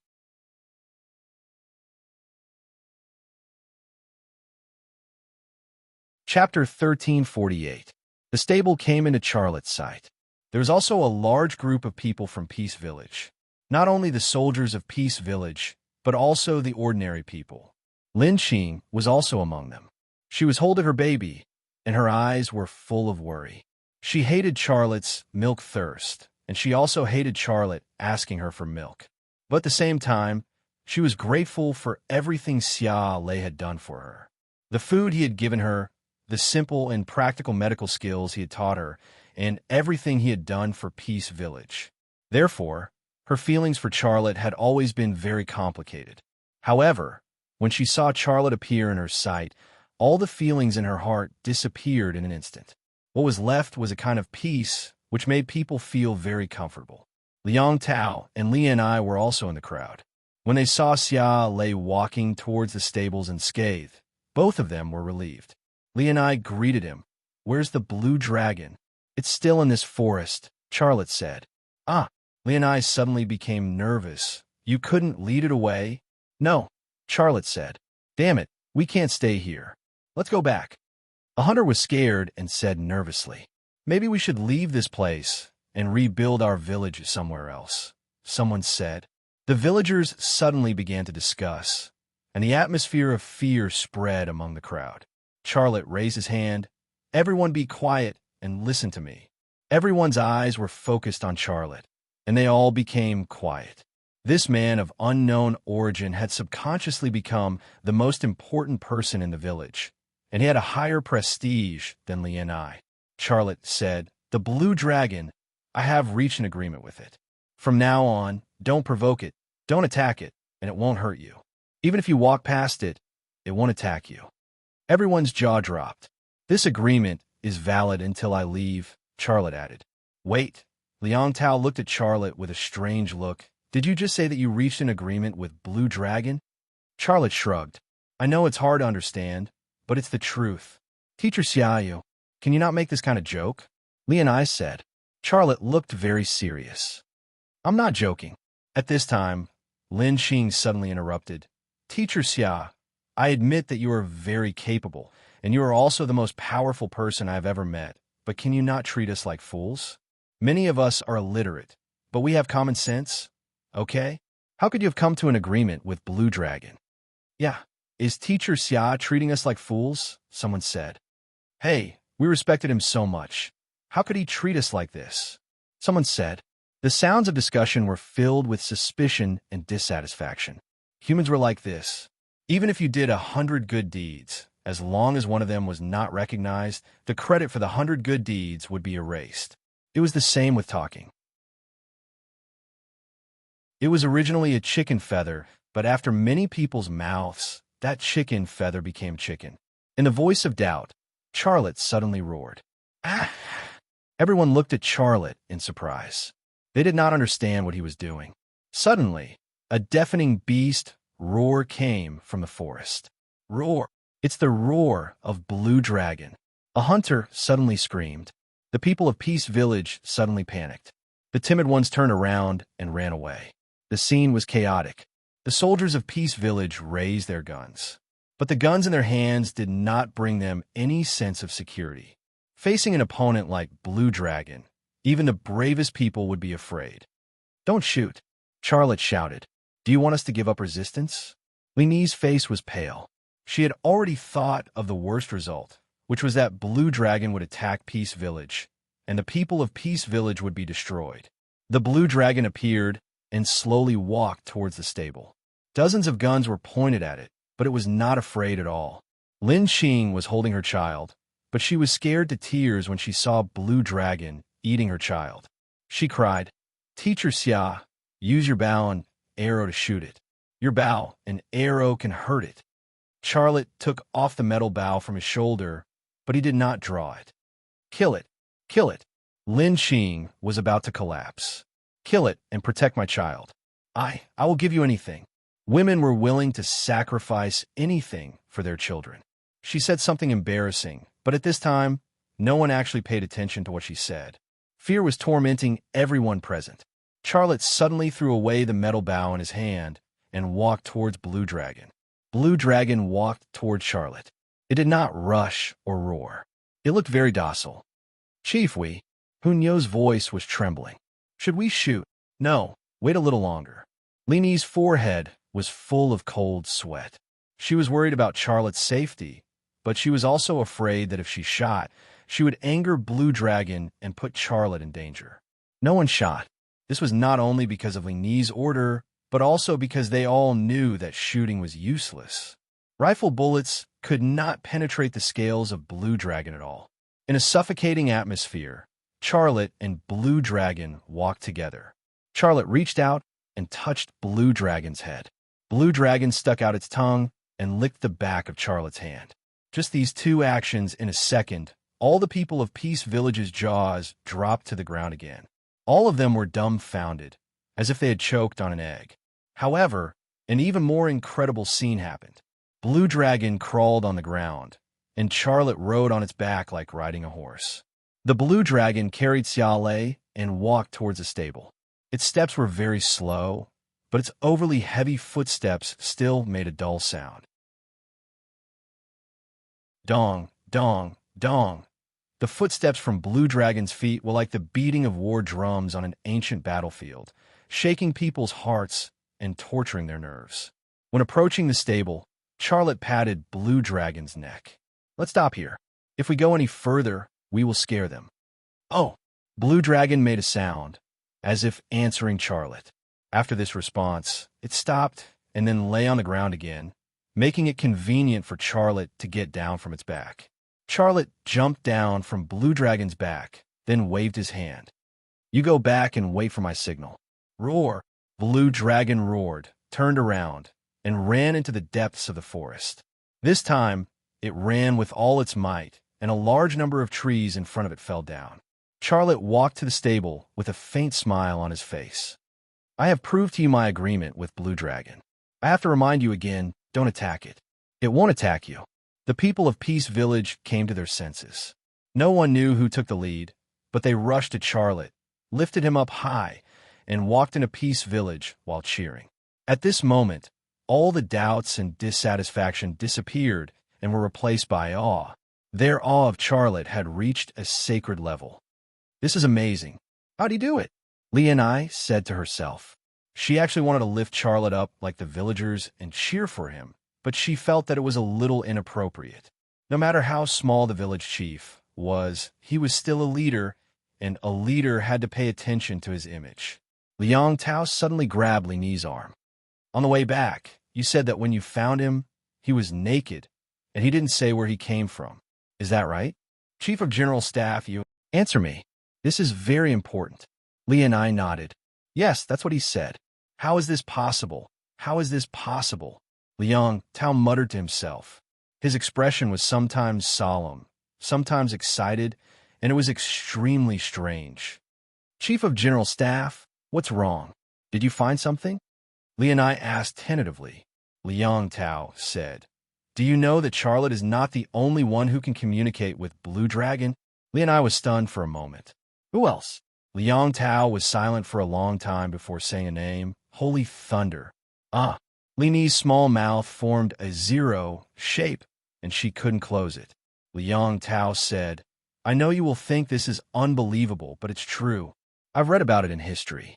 1,000 years ago, Holy Thunder invited Blue Dragon to help humans in battle. At that time, they seem to have signed a Republic agreement, but the content of that agreement can't be found anymore, and we don't know who signed it with." What does 1,000 years ago have to do with teacher Xia? I don't know. I have to go, Liang Tao said. So soon?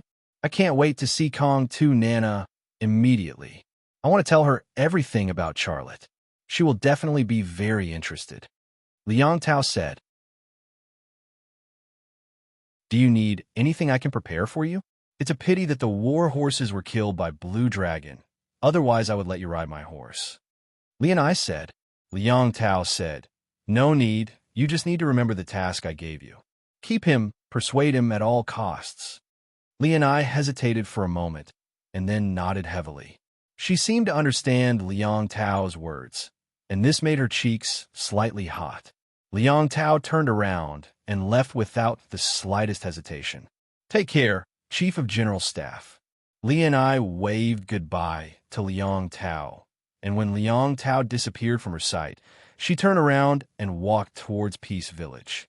The villagers cheered in front of her, and the atmosphere was very lively. Put me down.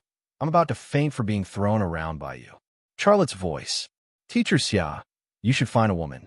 What do you think of our family, Xiaohua? She has a big butt and will definitely give you a son. Our family's Xiao Chui has big breasts. Teacher Xia, think about it. No one knew how the topic got to this point. Li and I, who was walking alone, heard such dirty words. She subconsciously touched her flat chest and frowned. Why can't you guys grow up? Chief of General Staff gave me the task. On the quiet path, she blushed alone.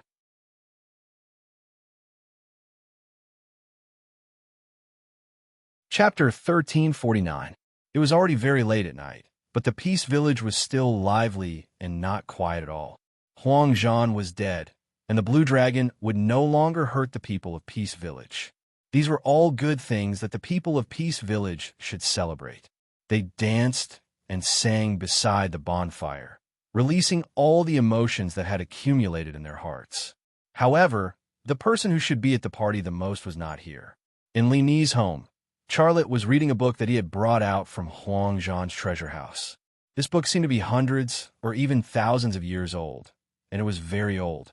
The name of the book was Journey of Hope, and the author was a person named Han Fong. From the introduction of the author on the page, it could be seen that he was an explorer and had been to many places. He wrote down everything he saw on his journey in the book. Some of the content was a bit exaggerated, but there was also some real content. The oil lamp burned quietly, emitting a faint flame. Charlotte's eyes swept through the lines of text. I set off from the sacred city and boarded the Titan cruise ship to the desolate border city. It is the closest place to the no man's land. I heard that the people there are tough, so I specially brought a gun for self-defense. Anyway, I hope I won't have to use that thing. Traveling with me is my assistant, Miss Pang Ting. Her story was written in the previous book, so I believe everyone is very familiar with her. She is still so sexy, with a sexy body that makes men excited. However, I revealed a secret to her in private. After the last adventure, she lived a comfortable life, but she ended up gaining 5 pounds. It seems that all the fat has grown on her, but we finally arrived at the desolate border city. This place is different from the barbarian city that I imagined. It is a new city with high technology, and my opinion is that it is second only to the sacred city. I like the statue of Holy Thunder standing in the Hope Square. He is mighty and strong, and has outstanding wisdom and vision. Holy Thunder is my idol, and I am very proud. However, I have always had a question, and I believe many people have the same question as me. What is Holy Thunder's surname? What is his name? Why does no one know? If someone tells me this secret, I am willing to give him half of the royalties of this book, and I will not go back on my word. Charlotte's heart skipped a beat as he thought to himself, I've heard about this Holy Thunder more than 10 times. Those who know him all call him Holy Thunder, but no one knows his real name. What's going on? In this new world, Sheng Lei is clearly an extremely great person. He was the one who created a new era for mankind. With such great achievements and glory, it's not normal that no one knows his real name. On Earth, any great person's name, date of birth, spouse, children, and so on would be recorded in history. Even 8 generations of the great person's ancestors would be recorded in detail. However, in the New World, a great leader like Holy Thunder seemed to have emerged from the soil, and no one even knew his real name. Was this normal? He continued reading. Miss Pang Ting and I rented an all-terrain vehicle and went to Dark Forest. Many people advised us not to go in, and some people told us some terrible stories. I summed it up. The general idea was that no matter who it was, as long as they entered the Dark Forest, they wouldn't be able to come out alive. To be honest, I was also a little scared and hesitant, but exploring Dark Forest was every explorer's lifelong dream. I had already reached the desolate border, and Dark Forest was just ahead.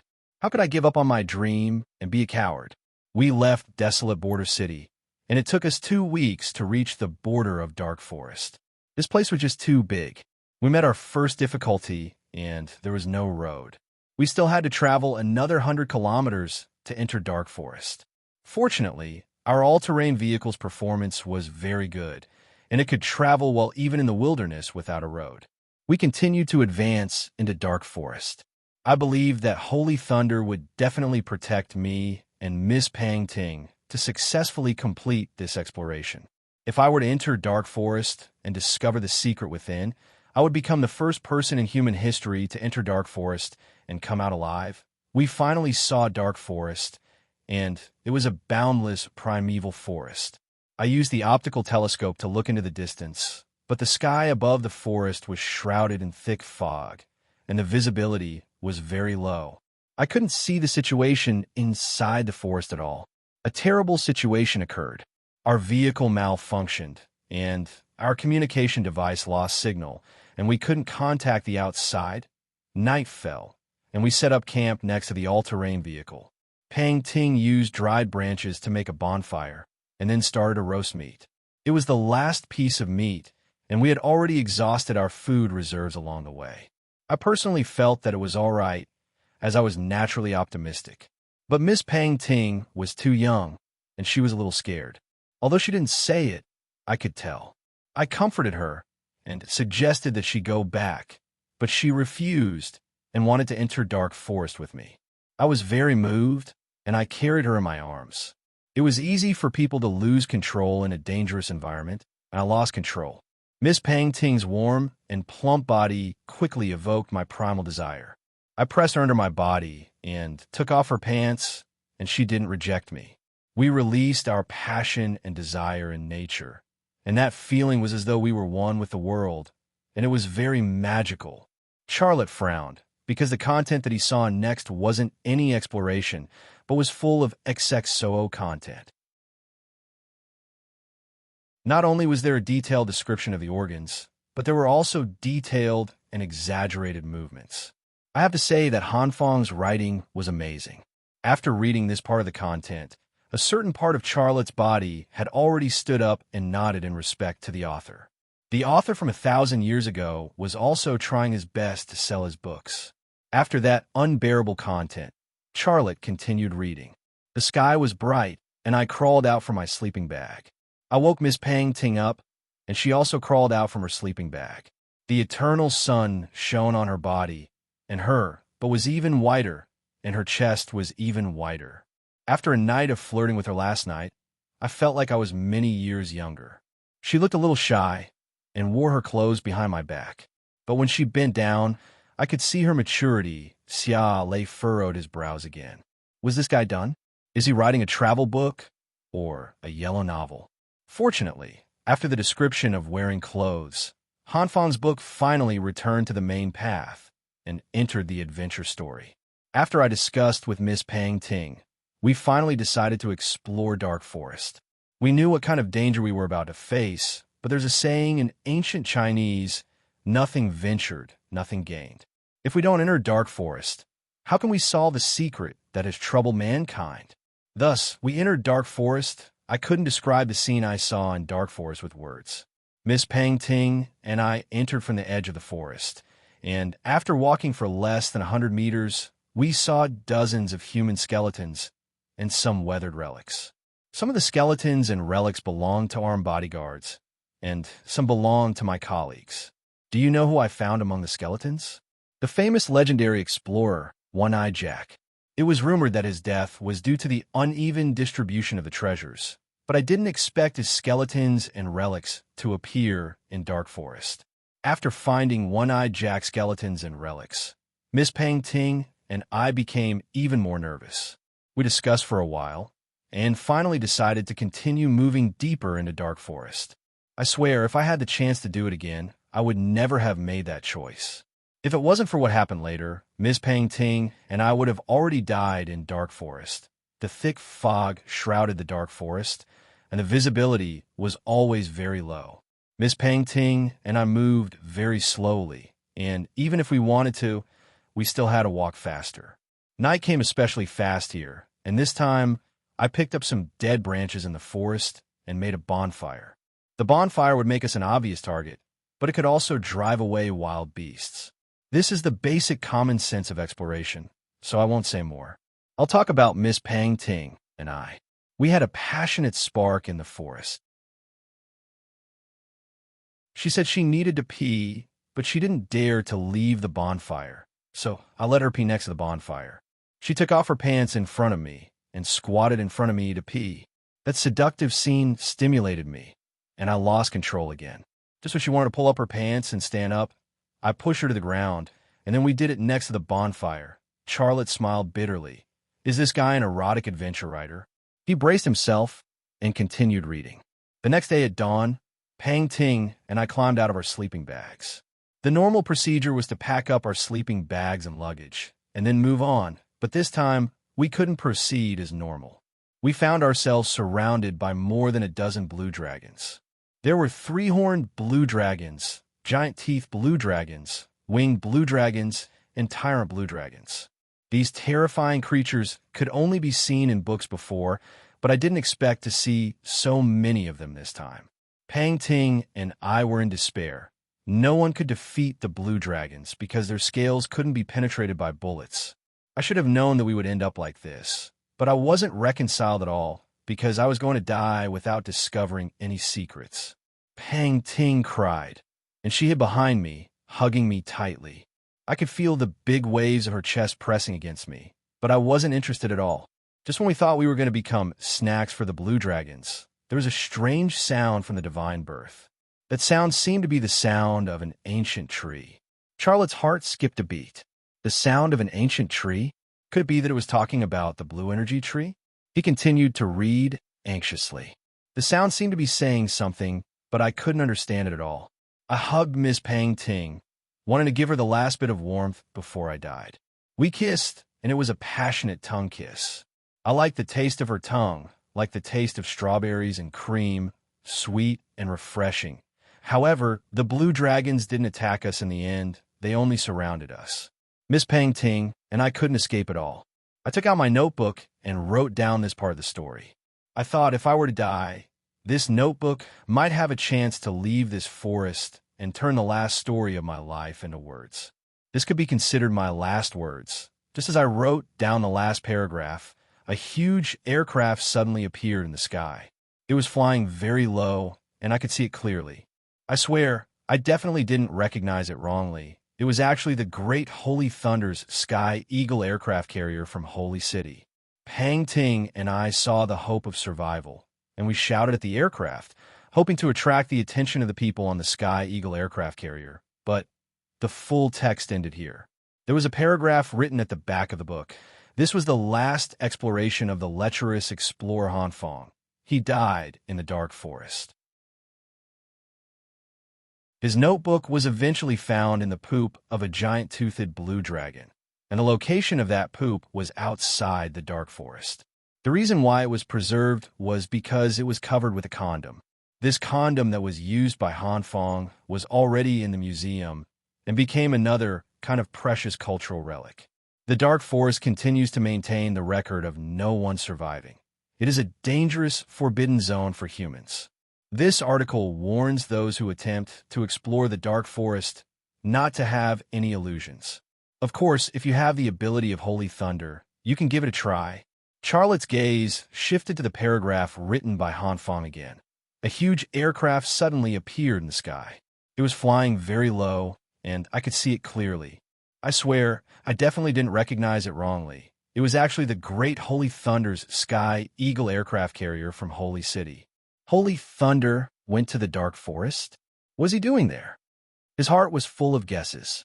Suddenly, footsteps came from outside the door.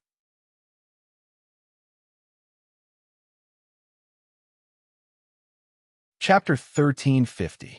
Charlotte closed Journey to Hope and placed it on the bed. This book was half romance and half adventure.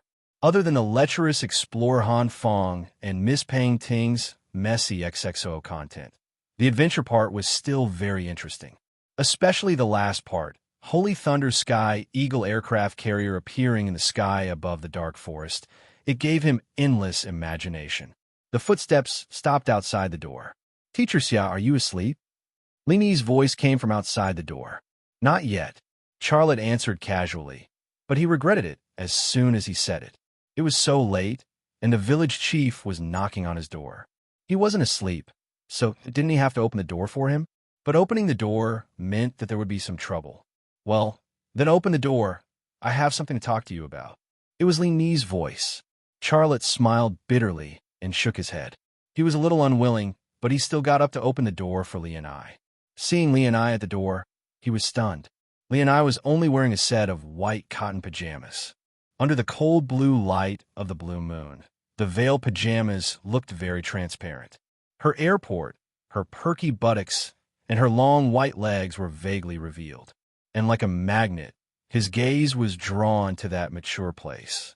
That place made him unable to help but fantasize, unable to help but be excited. She seemed to have just taken a bath, and the skin on her body was not dry yet. The water had stuck a part of the veil, so not only was her body hazy and transparent, but it was also rising and falling, exquisite and curvy. Her black hair hung naturally on her shoulders and back, giving her a sense of gentleness and charm unique to Han women. Sexy and gentle, perfectly blended together on her body, especially charming. Li Ni's mouth showed a hint of annoyance. She crossed her arms. "It's so cold at night. Are you going to let me stand at the door?" Only then did Charlotte come back to his senses, and he moved aside. Li and I entered the door, walked directly to Charlotte's bed, and then pulled the blanket over her body. She was indeed frozen, and goosebumps were clearly visible on her exposed skin. The night in the New World was very cold, similar to the winter in the north of Earth. No one would wear so little at night here. Li and I seemed to have set a precedent. "It's so cold, so cold." Li and I shivered. Charlotte was amused by her. "Why are you wearing so little when you know it's hot outside? Aren't you asking for trouble?" Li and I glared at Charlotte. Charlotte laughed and said, "You're staring at me again. Why do you like to stare at me so much? You look fierce, but I know you're not fierce at all. Can't I just be fierce to you?" Li and I glared at Charlotte again. Charlotte was a little speechless. "All right, why are you looking for me so late at night? I want to talk to you." Li and I suddenly became a little nervous. Charlotte said, "If you try and persuade me to join the resistance army, then forget it. I've already made it very clear that I'm used to being free and undisciplined. I don't want to join any military organization. But the resistance army is fighting for the fate of the entire human race. You and I are both members of the human race, and our fates are intertwined. If you have the ability, why don't you help the resistance army? You're also helping yourself." Li and I said. Charlotte said, "Liang Tao was captured by Huang Zhan and imprisoned in the Heartstone tribe. I saved him, and I'm also helping the resistance army. We found Huang Zhan's treasure house, and he wanted to take away the precious spirit mine. I also agreed. I'm also helping the resistance army. I'm helping the resistance army in my own way, but I won't join the resistance army." "Wait," Li and I suddenly said. "You just said you found a spirit mine?" Charlotte's heart stirred. "You know about the spirit mine?" Li and I said, "I know a little, but it's all from my father. It's just a legend."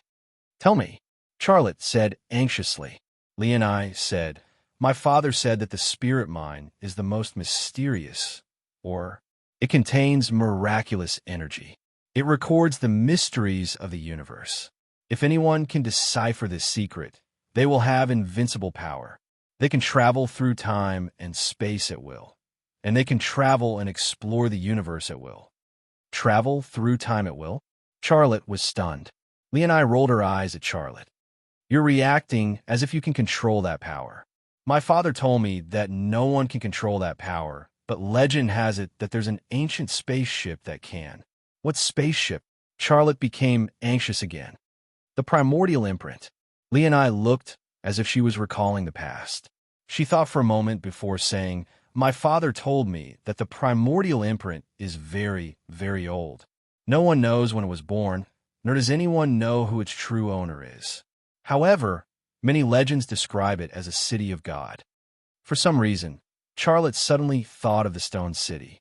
Kasia Ruiz had named it the Sky City, but now it seemed that the name was far from being able to express its meaning. Tell me more about the primordial imprint, Charlotte urged. Leonai shrugged. That's all I know. If you want to know more, you can join the Resistance Army. Kana Nana knows more. The topic was back to the starting point. Charlotte couldn't help but smile bitterly. Why don't you understand what I'm thinking? I won't join the Resistance Army. You can't convince me, and don't try to use this method to coax me into joining the Resistance Army. Just as he said that, the blanket on Leonie's shoulders fell. She had shrugged her shoulders. It seemed like a casual action, but it seemed to have a hidden motive. As the blanket fell, Leonie's lotus root-like arms were exposed. Her skin was fair and tender, smooth and exquisite. Even a picky man would find it difficult to find any fault with her skin. Her upper body leaned back slightly, and her hands supported the blanket. Her chin and snow-white neck were exposed in front of Charlotte. Her neck was slender and delicate, and it made people want to protect her. Her collarbone slightly propped up the cotton gauze, reflecting the bony beauty to the extreme. The only blemish was her breasts. They were too small, almost unable to prop up the cotton gauze. They only bulged a little. However, there were two obvious candies under the cotton gauze. They seemed to be shyly telling Charlotte what they were. Her legs were slightly spread apart at an angle of close to 20 degrees, and her fair thighs were exposed from a gap. There was also a mysterious scenery. Charlotte took a deep breath and subconsciously used the ability to control his desire and body that he had learned a long time ago. However, after one attempt, he was depressed to find that he couldn't use the power of the brand normally. He couldn't control his burning desire at all, and he couldn't control his body to respond aggressively. The fabric of his pants became smaller, and it became more and more obvious. A faint smile appeared on Leonie's lips. Teacher Xia, join the Resistance Army with me. Charlotte smiled bitterly and shook his head. You go, I'm not going. Leonie increased the gap between her legs a little, to an angle of 30 degrees. This time, the mystery was no longer mysterious. After this adjustment, her face turned red, and she didn't dare to look into Charlotte's eyes. Charlotte walked over. Leonie's body trembled. Charlotte hadn't touched her yet, and she was already extremely nervous. But she was still able to maintain her faith and courage, and quietly adjusted the angle between her legs to 35 degrees. You're so nervous. Is this your first time? Charlotte's voice sounded in her ear. Hot air rolled in her ear, and Leonie's ears turned red. Her body trembled even more violently, and her voice trembled. Be gentle. After saying that, she flattened her body and adjusted the angle between her legs to about 50 degrees. She was nervously waiting for that sacred and mysterious moment to come. But strangely, at this time, she didn't have the slightest thought of a mission. She was just nervous, excited, and waiting. But just when Leonie thought that something was about to happen, Charlotte grabbed the quilt and covered her body. Leonie opened her eyes, then got up from the bed and stared at Charlotte in a daze. Charlotte said, You're very beautiful, and you're also a very good woman, but I can't be with you. Each of us has our own destiny, and there's no woman in my destiny. I know that Liang Tao gave you a mission. He wanted you to persuade me to join the Resistance Army at all costs. You don't have to do this. You're ruining yourself and discrediting the Resistance Army. Go tell Liang Tao that I said it. I slept with you, but I still don't want to join the Revolutionary Army. You've paid the price, and this price is enough for you to gain recognition in the Resistance Army. Leanie's eyes were full of loss and unwillingness. If Charlotte hadn't mentioned Liang Tao's mission, she wouldn't even have remembered it. "You can go," Charlotte said. But at this moment, Leonie suddenly got up from the bed and threw herself into Charlotte's arms. She said in a trembling voice, "Why are you pretending to be confused? Don't pretend to be a gentleman. Your reaction is so obvious. I don't believe that you don't have any needs." Charlotte panicked. He wanted to push her away, but his hand fell on her waist. That soft waist seemed to be covered with glue, and his hand was immediately stuck. Gentlemen were all like that. When they talked, they were righteous and seductive, but when it came to actual action, they often fell faster than perverts. Leanie's lips blocked Charlotte's mouth. Pride opened his teeth and entangled his tongue. Charlotte's righteousness, Charlotte's faith, and Charlotte's bottom line quickly collapsed with the stirring of this lilac tongue. Falling seemed to be only a matter of time and scale. And once Lee and I broke through the problem of scale, then time was not a problem. Dong, dong, dong. Suddenly, there was a knock on the door.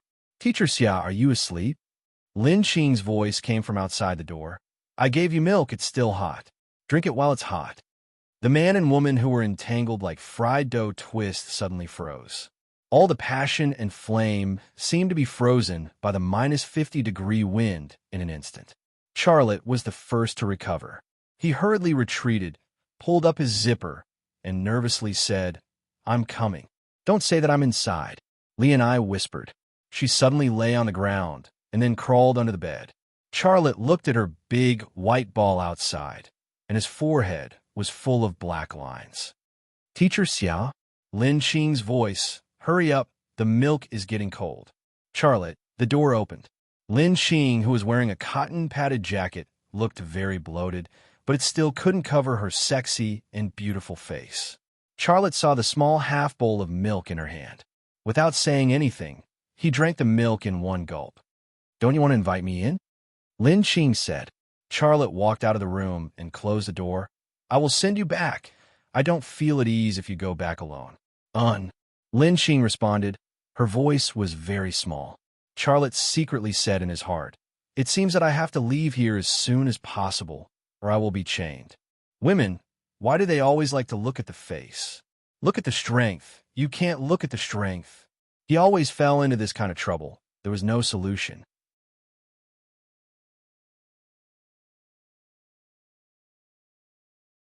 Chapter 1351. The path was quiet at night. Lin Qing walked beside him with her head down, looking very quiet. She usually walked with her head up, but this time it was a bit abnormal. Her cheeks would occasionally blush for no apparent reason. When she blushed, her originally apple-cheek face really looked like a ripe apple. Dr. Lin seemed to have something on her mind. Charlotte also had something on his mind. After sending Lin Qing home and leaving Li Ni's house, he didn't say a word to Lin Qing. He also walked with his head down, but he was secretly thinking about the book he had read before. When Han Feng and his assistant died, Holy Thunder Sky Eagle Carrier went to the Dark Forest, which is the forest of rest that Sunflower mentioned. Sunflower. This was the name of the blue dragon that turned an enemy into a friend. In the communication between the two sides, the blue dragon said its name was because when its mother gave birth to it, the eternal sun was in the middle of the sky. It was very sunny, and there was a beautiful little flower next to its mother. Thus, the sunflower became its name, and it was a male blue dragon.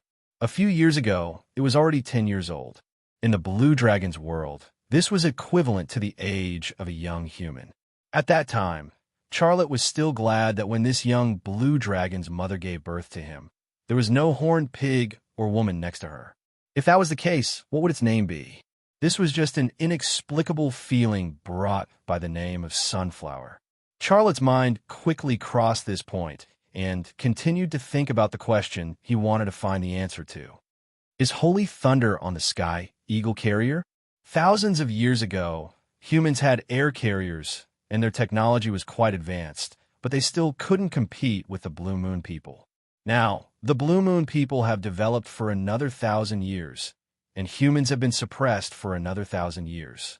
What else can humans use to fight against the Blue Moon people? Also, why is Holy Thunder going to the Forest of Rest? Wait, He suddenly remembered the story about the holy thunder that Li and I had just told him. Inexplicably, Li Ni's plump and white buttocks appeared in his mind. Li Ni's father said that spirit oars could give people the ability to travel through time and space. Liang Tao also said that the blue dragon had helped human beings in battle and signed some kind of Republican agreement. Was the Holy Thunder negotiating with the Sunflower Queen? You signed a contract to look for spirit oars on the way? Spirit oar. This was something that Charlotte had only come into contact with after coming to this world. He didn't even know the name of this stone back on Earth. The reason why he worked tirelessly to unravel the secret of the spirit mine was because the spirit mine was the string that connected all the mysteries. He had been brought to this world by Stone City, which was the primordial mark. The primordial mark was made of spirit ores. The world box was placed on a huge spirit ore, and there was a blue energy tree growing out of that spirit ore. The two must have a very close relationship. If he wanted to solve the mystery of the world box, how could he not solve the mystery of the spirit ores first? I have to enter the forest of rest. I have to go in and see. There must be a secret that I want there. My only concern now is the threat of the Hard Rock tribe to the Peace Village.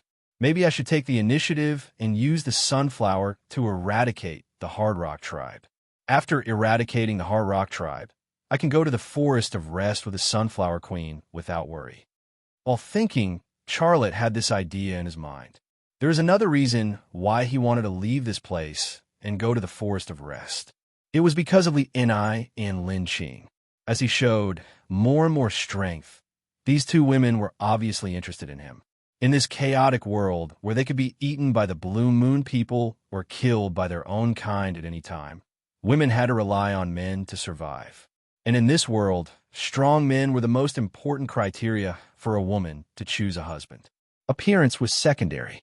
If a man was not only strong but also handsome, then he would obviously be the most desirable person in the eyes of women. Unknowingly, he was sent to the small forest on the west side of the village. Ouch, my stomach hurts. Lin Qing suddenly clutched her stomach and squatted on the ground. She looked like she was in pain. Charlotte's thoughts suddenly disappeared. He hurriedly supported Lin Qing and asked with concern, "What's wrong with you? Did you eat something bad or something?" Lin Qing pushed away Charlotte's hand and quickly walked into the forest. While walking, she said, "I need to go to the toilet." Her face was red again. It was a very red kind of red. Luckily, her back was facing Charlotte, so she wasn't worried that Charlotte would see her nervousness and shyness. Charlotte said, "You have already reached the door, so I won't send you off. If you want to go to the toilet, then go back by yourself. I should go back too." "Wait." Lin Qing stopped him. Charlotte stopped. "Dr. Lin, is there anything else?" The sound of water came from the forest. This sound was especially clear and loud in the quiet forest. This sound was obviously a kind of trouble for Charlotte. His mind couldn't help but think of Lin Qing's big white ball and what she was doing. Then, he inexplicably thought of Li Ni's passionate French kiss just now. God pity him.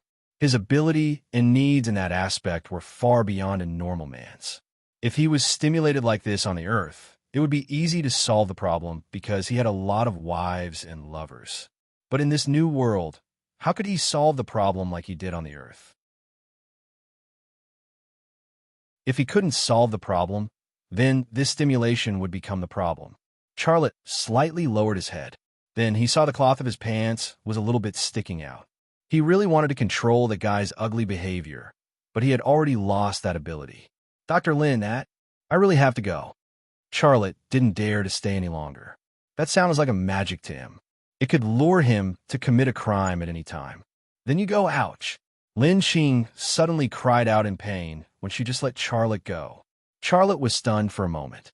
He nervously asked, "What's wrong with you?" "Snake. I was bitten by a snake." Lin Qing's voice came from behind a tree. Her voice was full of panic and fear. Charlotte didn't think too much and rushed inside. Then, he was stunned by the scene in front of him. Lin Qing was grabbing a snake, and the snake's mouth was biting her thigh. The snake had bright patterns on its body, and one could tell at a glance that it was a poisonous snake. Perhaps she couldn't wait for Xiaolei to rescue her. Lin Qing grabbed the snake and pulled hard. Suddenly, the snake was pulled from her thigh. Then, she threw it away. The place where the snake fell wasn't far from Charlotte. Charlotte was worried that it would hurt Lin Qing again. He rushed forward and stepped on the snake's head. The snake's head was suddenly flattened by Charlotte's foot. Blood spurted out. The snake's body wrapped around Charlotte's calf. But in the blink of an eye, it loosened. Xiaolei's stomp had turned its head into minced meat. It was thoroughly dead. Lin Qing stood up and prepared to pull up her pants. But when her pants were on her knees, her body tilted and fell to the ground. Charlotte rushed forward and held Lin Qing so that she wouldn't fall to the ground. "Quick, help me back to the house." Lin Qing's voice was trembling. Charlotte held Lin Qing's waist. He was so anxious that he didn't even pull up her pants. "Katja!" Charlotte rushed to Lin Qing's house. He didn't have time to open the way. When he heard a cracking sound, he found out that he'd stepped on a bamboo cage. Fortunately, the cage was empty. Otherwise, it would have slipped and fallen on him. How could there be such a bamboo cage in the woods? Charlotte didn't think too much. He held Lin Qing and ran into her house. He found out that Lin Qing's child wasn't here. The bedsheet and quilt were new. It was obviously different from the one he saw last time. Last time, her quilt and bedsheet were full of patches. But this one didn't have any patches. Although it wasn't new, it was still a good thing. However, Xiaolei didn't care about these trivial details at this time. He put Lin Qing on the bed and checked her wound. Her wound had already oozed some blood. The color of the blood was obviously black. The wound also showed signs of turning black. Judging from one glance, Charlotte knew that her current situation was very bad. "There is hot water in my thermos. You help me get some," Lin Qing said. "Also, there is medicine in the white bottle. You help me get the white bottle. Hurry up, or the poison will spread to my body. That would be dangerous." But just as Lin Qing was about to finish her sentence, Xiaolei suddenly moved closer, pecked her wound, and sucked the poisonous blood from her wound. "Miss Xiaoyu." Lin Qing suddenly froze. She instinctively made a dodging movement, but after a moment, she didn't move. She even cooperated by opening her legs a little bit, making it easier for Xiaolei to peck her wound. "Hey!" Charlotte spat out a mouthful of poisonous blood and buried his head again. Lin Qing's throat suddenly emitted a strange sound. Her hand grabbed the bedsheet and crumpled it into a ball. The expression on her face was also very strange. "Hey!" Charlotte spat out another mouthful of poisonous blood.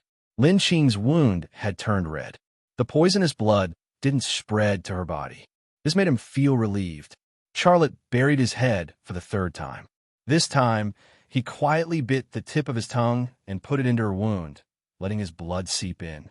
The fact that his blood could detoxify poisons had been proven on Earth. His blood had even saved Tang Yuyan, who had been poisoned by deadly poison. The venom of that poisonous snake was not a problem at all. Hiss! Lin Qing's throat made a slightly uncomfortable sound. Her hand also moved away from the bedsheet and gently pressed on Charlotte's head. It seemed that she wanted to push him away or pull him to somewhere else. Charlotte slightly raised his head. His line of sight passed through a special place and looked at Lin Qing. His eyes were also very strange. The two of them looked at each other. There was no sound, but the room seemed to be playing the music of ambiguity and passion. A few seconds later, Lin Qing suddenly crawled up, and with a counterattack, she pressed Xiaolei under her. "Dr. Lin, don't be so excited." Charlotte suddenly became nervous. Lin Qing's response was even more intense. She panicked and nervously grabbed Charlotte's clothes. Charlotte hugged her. "Calm down, you are poisoned." Lin Qing finally spoke. "The poison of the colorful snake is not fatal, but it makes people itch. Don't worry." "Charlotte?" He didn't know why, but he suddenly remembered the bamboo cage that was broken in the woods. Then he thought of Lin Qing's child. It was so late. Why wasn't her child with her? Then he seemed to understand something. "I said, as long as you save my child, I will give you anything." Lin Qing was very excited. She was full of energy. She didn't look like a poisoned person at all. Charlotte hurriedly said, "We can't do that kind of thing. Listen to me, calm down. Do you want to do it with Li and I?" Charlotte, but when Charlotte was stunned, Lin Qing suddenly got rid of his hand and bit. Xia Lei's heart and body were about to crumble. In that moment of tenderness, his heart and body were also contradictory. His heart wanted to keep that promise. In the new world, he wanted to keep his chastity. But the reality always gave him problems and tested him. His heart didn't want to do it, but his body wanted it to the extreme. Moreover, his body was constantly sending him a signal. That was, if he held it in, he would get sick or even go crazy. Perhaps because of his hesitation, plus Lin Qing's gentle service, he lost control for the first time. Cough, cough. Lin Qing raised her head and stared at Charlotte. Her face was as red as a ripe persimmon. Charlotte also looked at her. His mouth seemed to be taped. He couldn't say anything. He didn't know what to say, especially in this situation. You should rest. Lin Qing's voice was very gentle. Charlotte nodded his head. What kind of promise was that? He didn't even know where it flew to. I will drink some water. Lin Qing climbed up and prepared to get out of the bed. No, you're lying down. Why are you asking me? After all, you're poisoned. Xia Lei got off the bed first and went to get the thermos. Boom! Suddenly, an explosion came from the west of the village. The ground shook and Xia Lei swayed. He almost dropped the thermos bottle.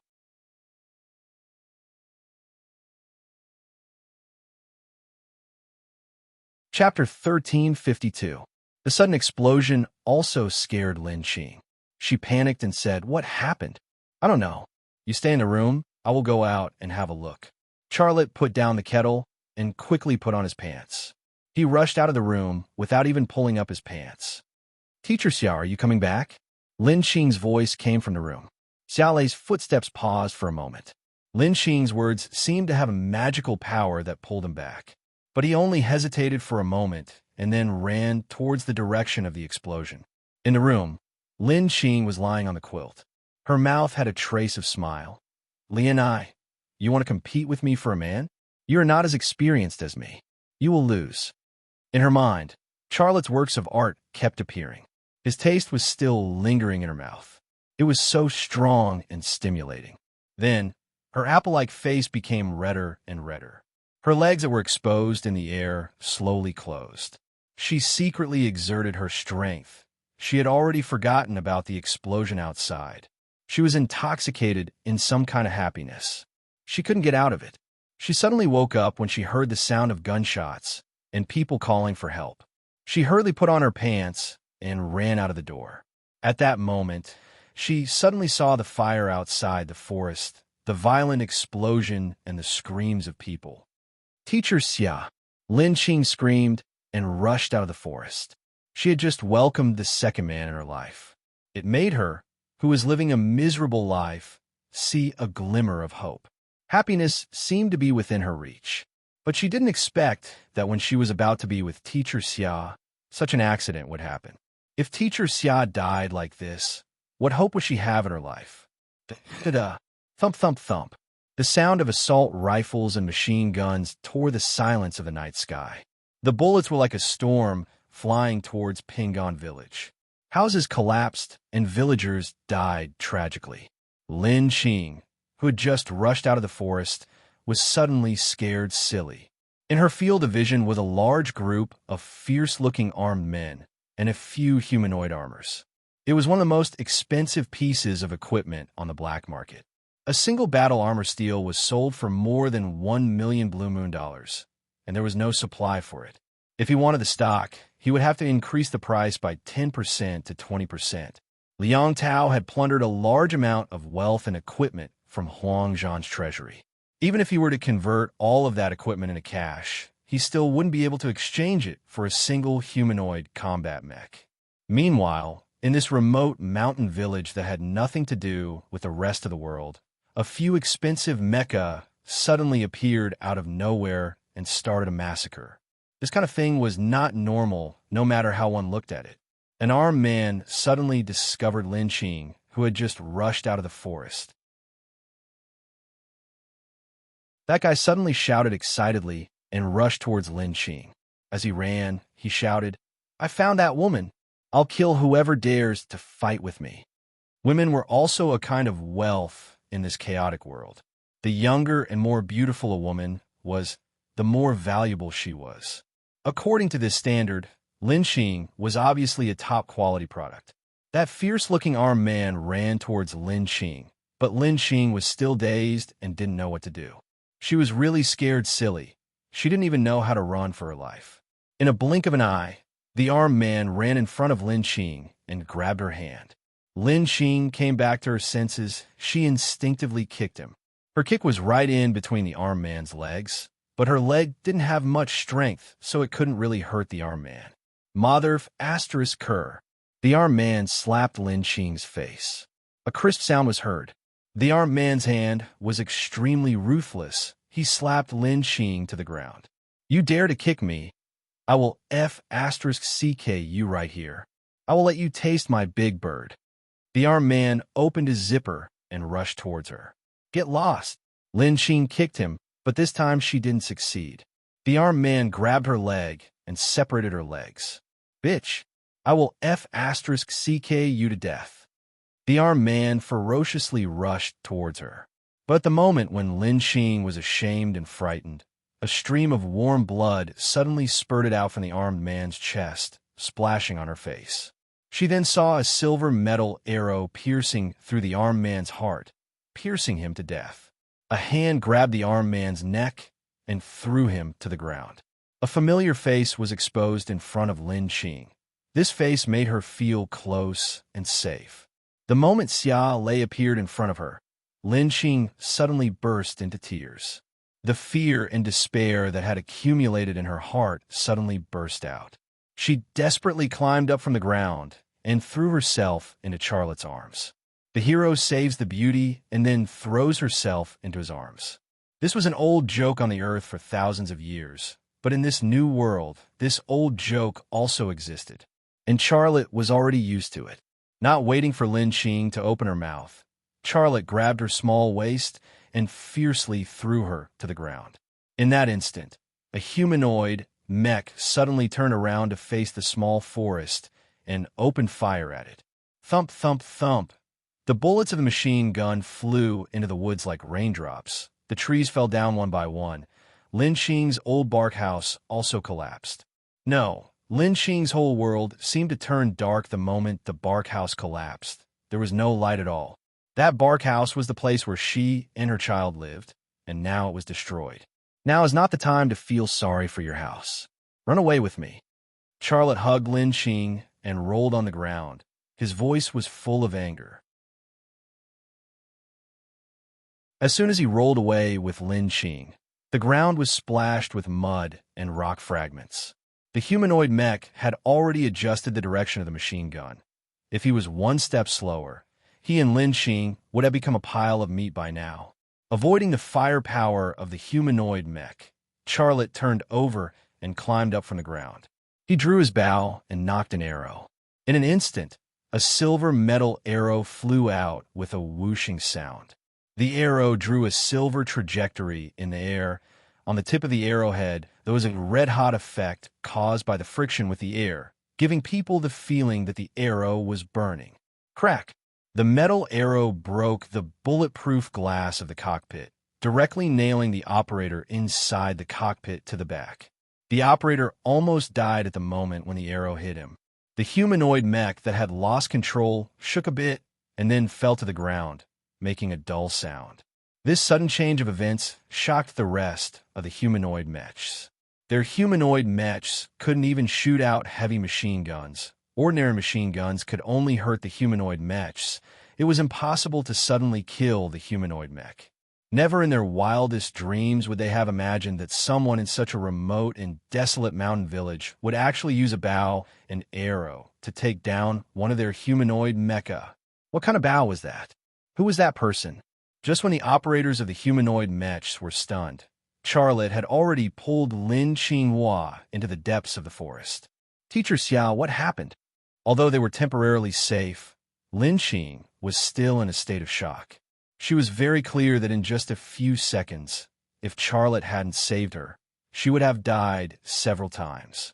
Charlotte said, I'm not sure yet, but I suspect that the skeleton of the mischievous rock tribe and the horny cat joined forces to attack our Pingon village.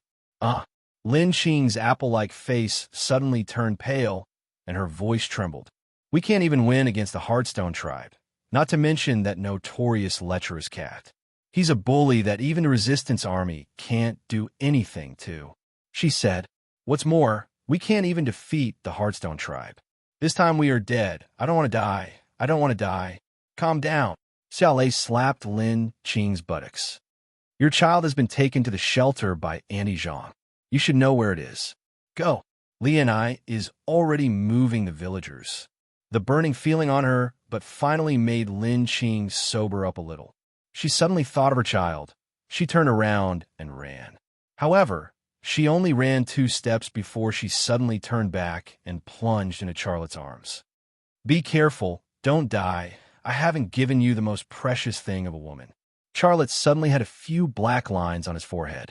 A woman's world was really difficult for him to understand. He also suspected that the main component of a young woman's nerves was steel rope or hemp rope. Otherwise, how could she be so strong? At this time, she still remembered the most precious thing of a woman. Was it the navel or armpit? Lin Qing let go of Charlotte, but quickly kissed his face. After that, she turned around and ran in a direction in the depths of the forest. Charlotte wiped the wet traces on his face, then quickly moved to the side. Da-da, thump, thump, thump. The assault rifles and the machine guns of the humanoid battle armors fired wildly into the woods, and the trees were cut down like wheat. From the frequency of the gunmen and the operators of the battle armors firing ammunition, it was not difficult to see how much they wanted to kill Charlotte. But there were only fallen trees and broken stones in the woods. There was no sign of Charlotte. Charlotte was like a ghost, suddenly appearing and killing a humanoid battle armor, then suddenly disappearing, not even leaving a trace. Damn, where did he go? The cockpit of a humanoid combat armor opened, and a burly white young man poked his head out of the cockpit. He shouted at the armed men of the Heartstone tribe next to him. Skeleton, what are you and your people doing hiding behind? Go to the woods and find that guy. If that guy escapes this time, you should know how angry Horny Cat will be, and you should also know the consequences of Horny Cat's anger.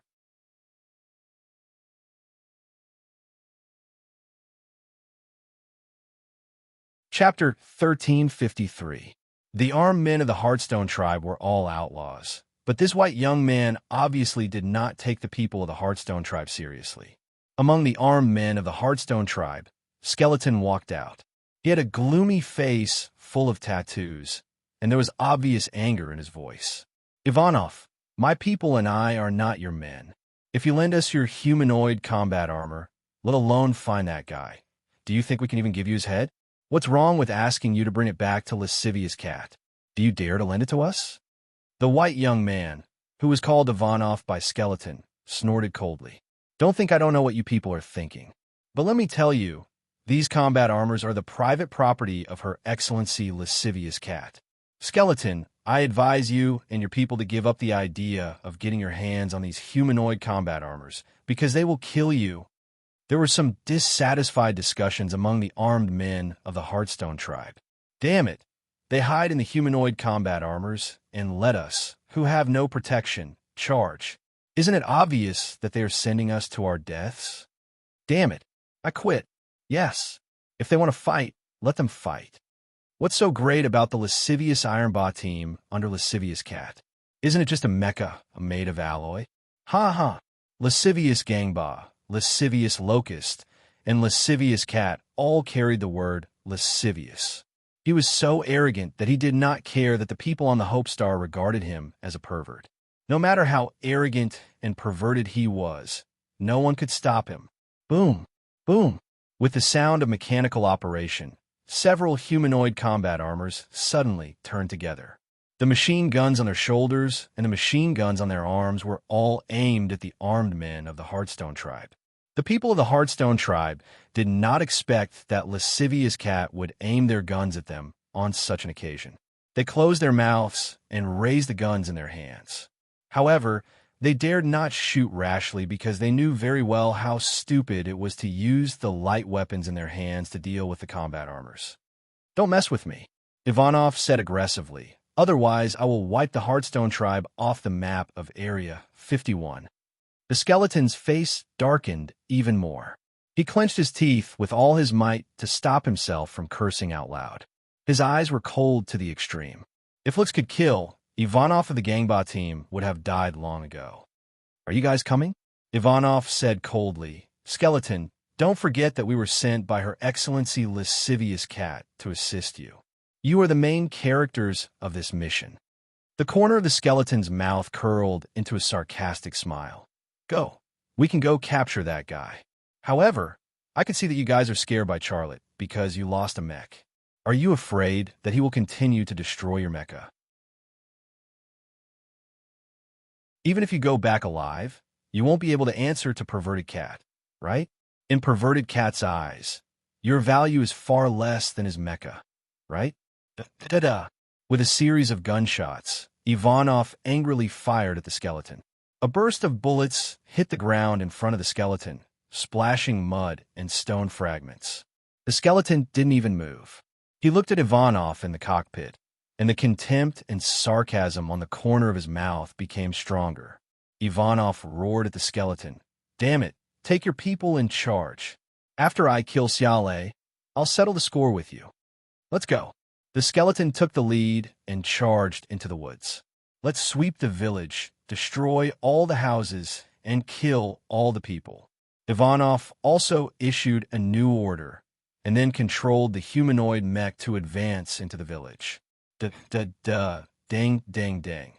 Heavy machine guns swept, machine guns roared, houses collapsed, and old people who were unable to move fell. None of them were intact. Their bodies were torn into pieces.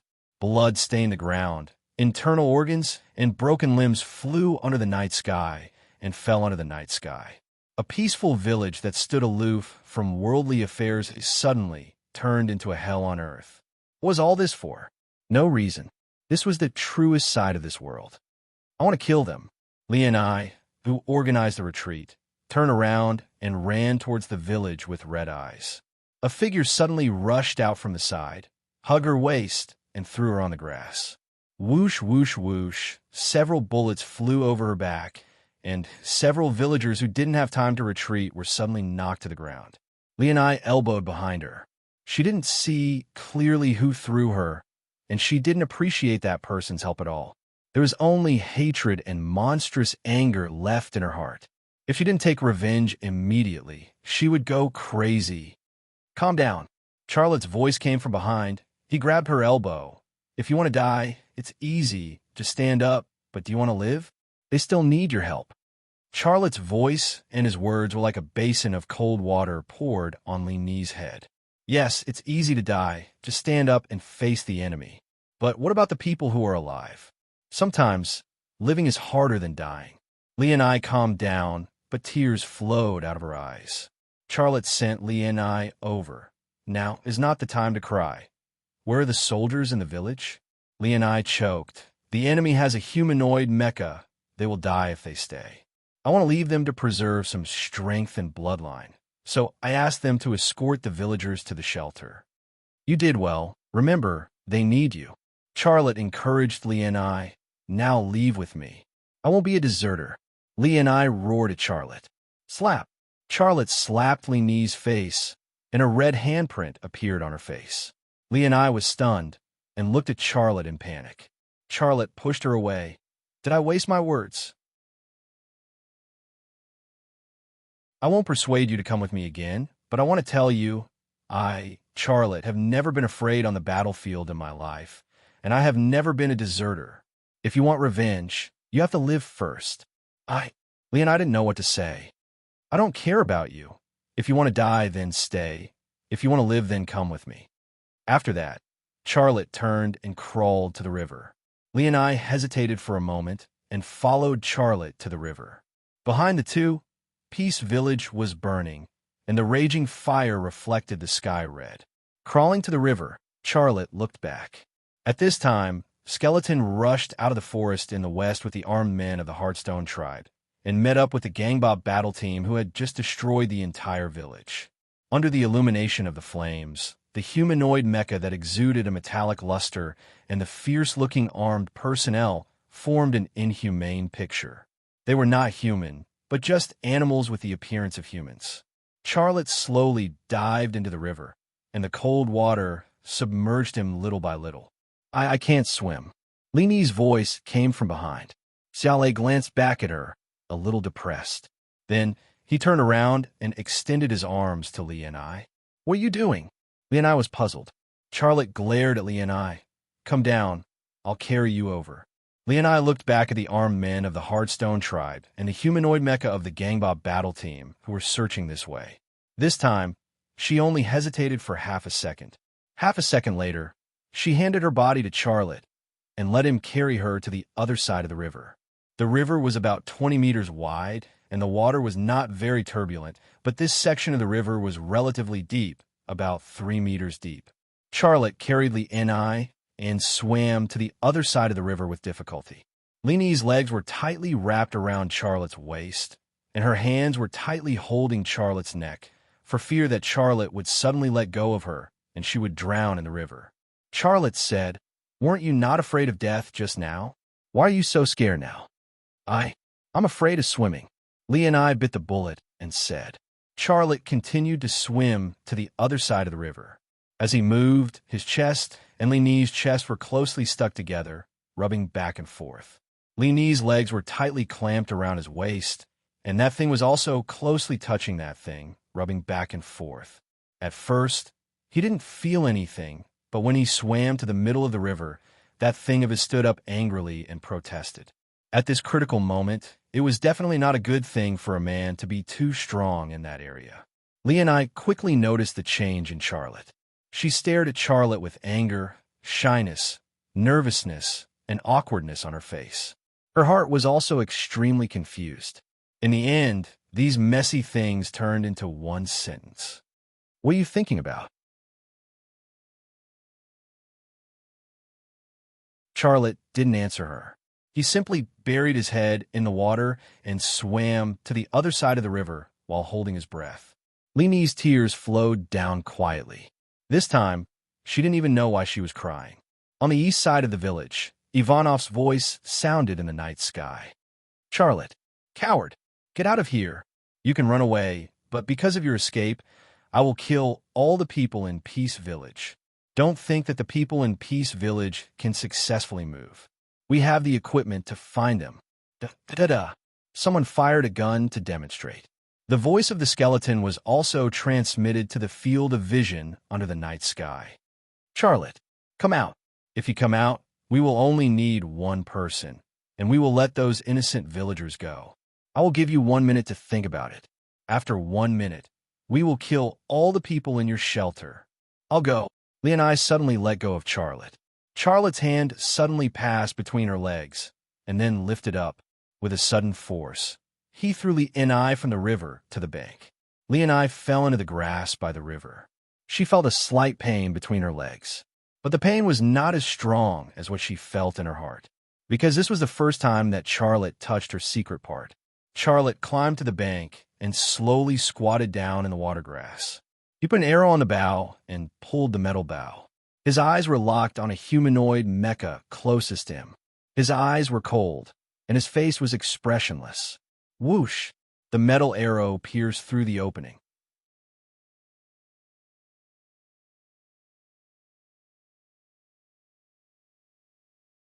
Chapter 1354. The arrow flew across the river in an instant and plunged into the cockpit of a humanoid mech with a click. Boom! The second unit of the Gangbop battle team's humanoid mech fell to the ground. The loud crash also attracted the gazes of all the mechs and the armed personnel on the ground to it, and then all their gazes moved to the other side of the river. Da-da-da, thump, thump, thump. Rifle fire, machine gun roar, accompanied by the sound of grenade launchers launching grenades and exploding in the forest. But there was still no sign of Charlotte on the other side of the river. He seemed to have exerted the characteristics of a ghost to the extreme, suddenly appearing, suddenly disappearing, coming and going without a trace. Every time he appeared, there was bound to be an unlucky person who bought a flight ticket to hell from his hands and never returned. I'm going to kill him. Chase! Ivanov roared, and then rushed towards the stone bridge that led from the village to the forest. As soon as Ivanov moved, the entire Gangba team moved, swarming towards the stone bridge. In this operation, the Gangba team dispatched 8 humanoid mechs, but now there were only 6 left. In terms of the losses of the Gangba team, the results they had achieved so far did not make up for the losses. Attacking a small mountain village and losing 2 mechs, such a thing was not glorious. Boss, what should we do? An armed personnel of the Hard Rock tribe said beside Skeleton. Skeleton glanced at the direction in which the villagers of Pingon village retreated, and he seemed to be a little hesitant. Boss, do you want to go after those villagers? A sneer appeared at the corner of the mouth of the armed personnel who spoke. We should go. There are a lot of women in Pingon village. We can sell them for a good price. Skeleton said, No, we have to go into the forest and help the Gangba team kill that guy. Boss, that guy is a sharpshooter. He can shoot people without even looking at the target. Also, he can kill a mech with 1 arrow. If we go after him, our casualties will definitely be very serious. Another armed personnel said. Skeleton said, Don't forget, we attacked Pingon village with the Gangba team, killed so many people, and destroyed their village. If we don't kill Charlotte tonight, he will definitely kill us. Right now, we're using the lascivious cat Gangba team, not the other way around. A large group of armed men hesitated, but in truth, they were unwilling. Who would want to face a sharpshooter who could blow up a target's head with just his voice? Who would want to face a monster who could kill a mech with a bow and arrow? The skeleton did not change his mind. He walked towards the stone bridge. The armed men of the Heartstone tribe hesitated for a moment, but eventually followed the skeleton to the stone bridge. If they followed him, they might die in the hands of Charlotte. If they didn't follow them, they would definitely die in the hands of the skeletons. Between possibility and certainty, they could only choose the former. The humanoid mecha of the Gangba squad and the armed men of the Heartstone tribe entered the forest to search for Charlotte. Suddenly, a strange roar came from somewhere in the forest. However, it was not the sound of a beast, but the roar of a human. There he is. Go after them. Ivanov heard the voice, and without hesitation, he piloted the mech and rushed forward. Behind him, 5 humanoid mechs lined up in a row, advancing rapidly.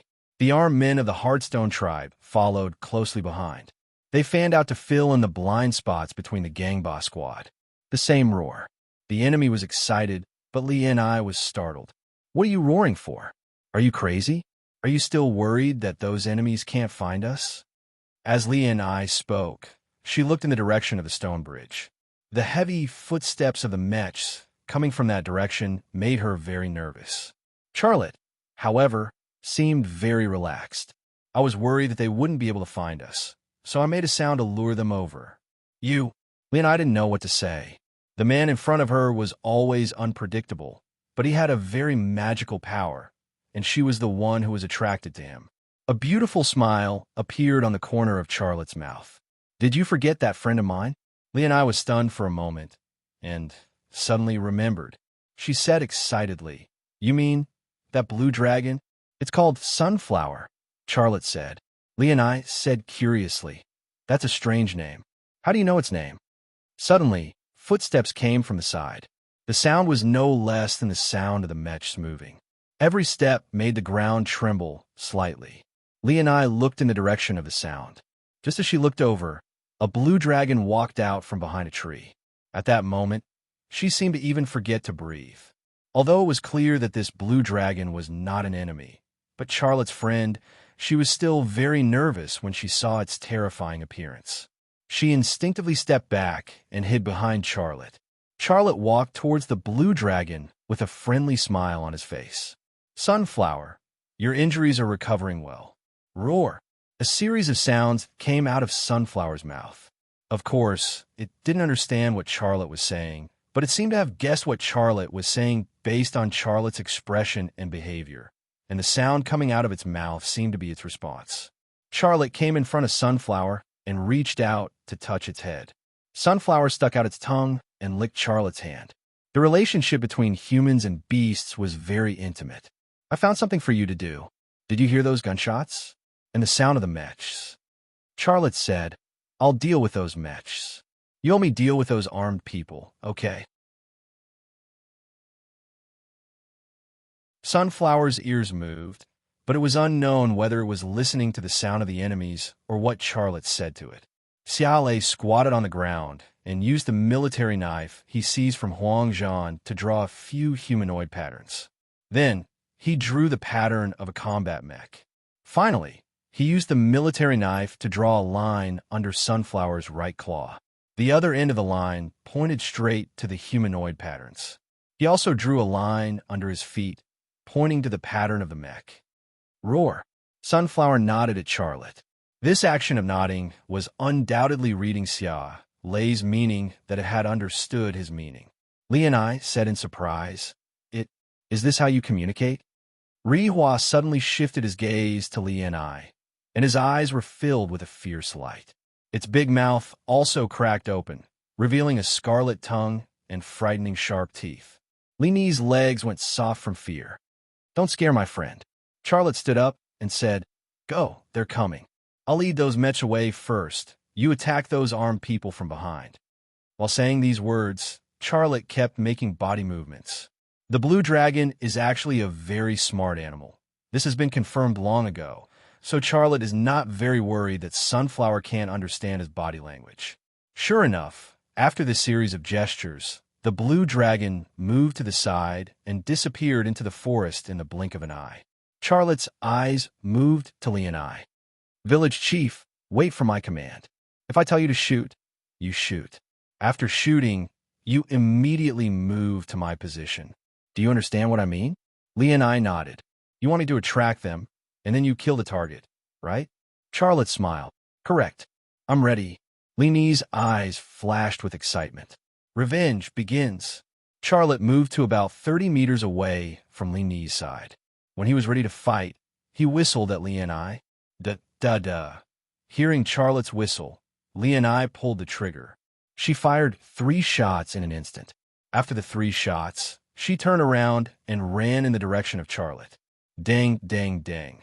The roar of a machine gun suddenly came, and a series of machine gun shells came whistling.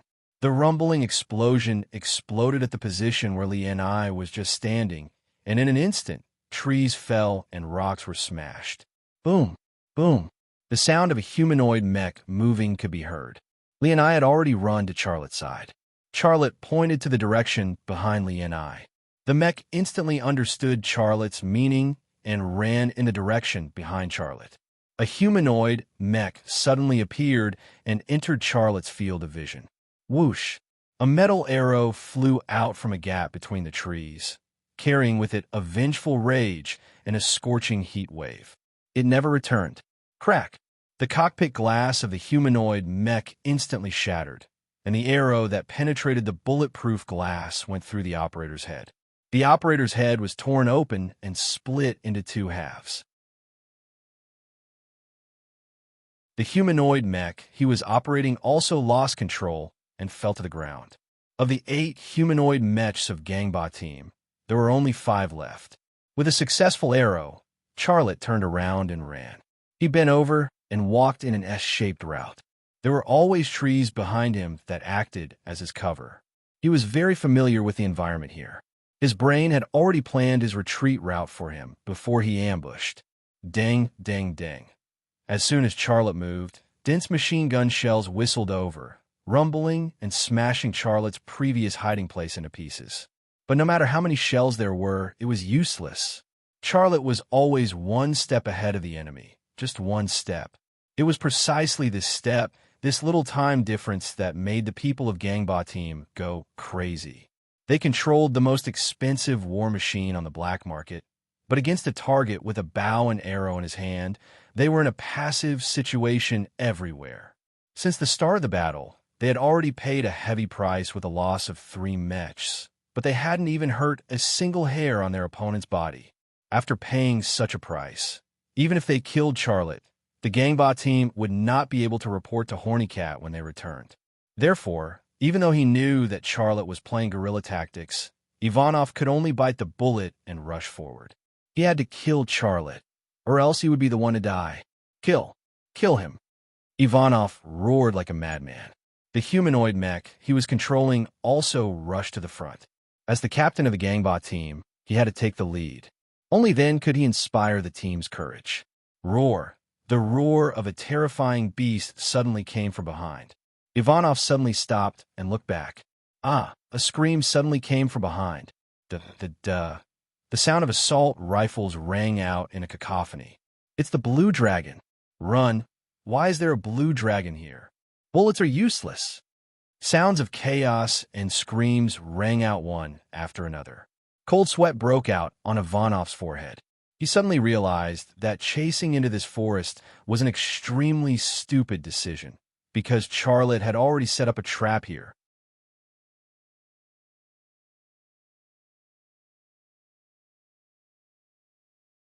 Chapter 1355. Whoosh. A silver metal arrow suddenly pierced through the air. After entering the forest, the second humanoid mech fell. Ivanov's confidence finally collapsed. He and his team had the most expensive war weapons on the black market, but up until now, the Gangbot team had lost half of their mechs, but he hadn't even seen what the enemy looked like. Charlotte took less than an hour to get rid of the 4 humanoid mechs of the Gangbot team, and it would obviously be faster for him to get rid of the remaining 4 mechs of the Gangbot team, because the people of the Hard Rock tribe could no longer support the Gangbot team. With only 4 humanoid mechs left, how could they find that ghost-like opponent in this huge forest? What was certain was that when Charlotte appeared again, there would definitely be a humanoid mech falling. Retreat. Ivanov finally made a decision. The 4 humanoid mechs turned around and retreated in the direction of the stone bridge. As they retreated, they used the heavy machine guns on the arms of the humanoid mechs to sweep in the direction of the arrows. Machine guns obviously had a better chance of injuring the target, but the ammunition of the machine guns was not unlimited. Up until now, the ammunition of the 4 humanoid mechs had been used up. This was actually one of the reasons why Ivanov decided to retreat. The sound of an assault rifle came from behind. That was bait. Damn it, that guy still wants to lure us to death. The voice of a fighter mech operator rang out from the speaker, filled with anger and unwillingness. Captain, are we going back now? His Excellency Lascivious Cat will definitely not let us go. We lost 4 mechs. The voice of another mech operator was heard. No, we're not going back. Ivanov's voice. Our mission failed, and we also lost 4 mechs. Lascivious Cat will definitely not let us go. We're dead if we go back. If that's the case, then we might as well take these 4 mechs somewhere else. Yes, we can't go back.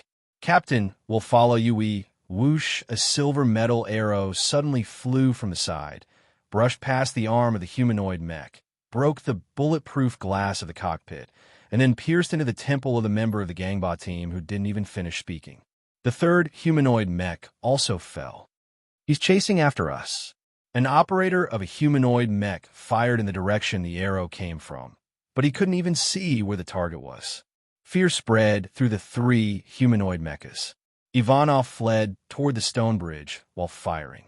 At this time, he could no longer think about the future because he did not have the slightest confidence in his heart whether he could survive or not.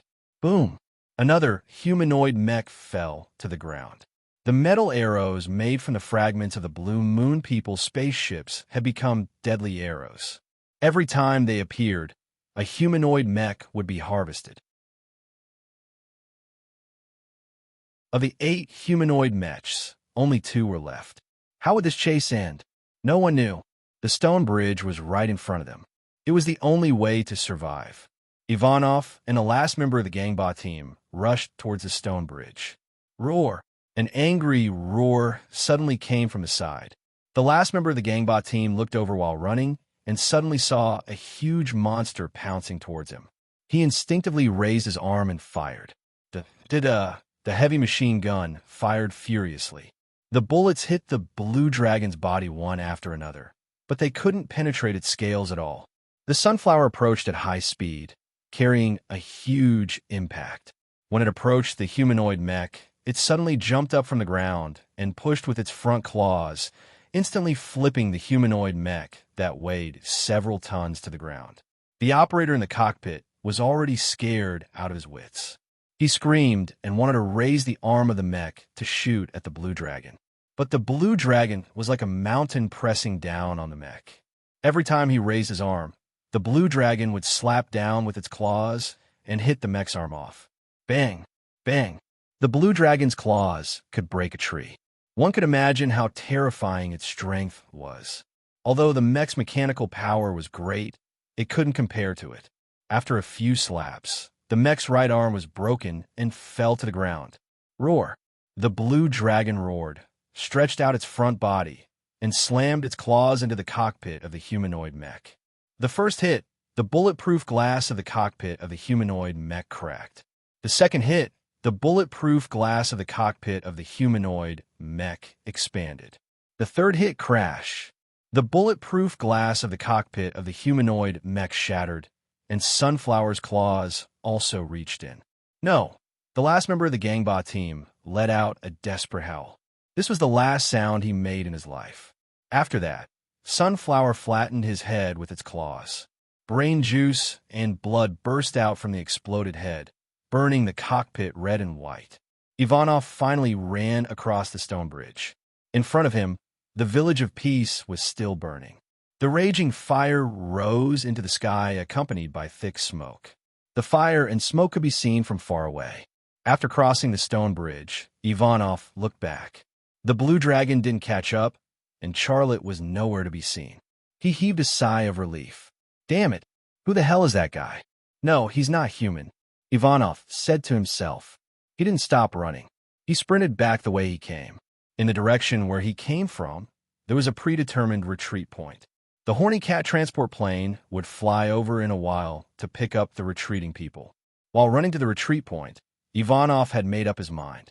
That was to get on the transport plane, kill the pilot of the transport plane, and then drive the transport plane away from Area 51.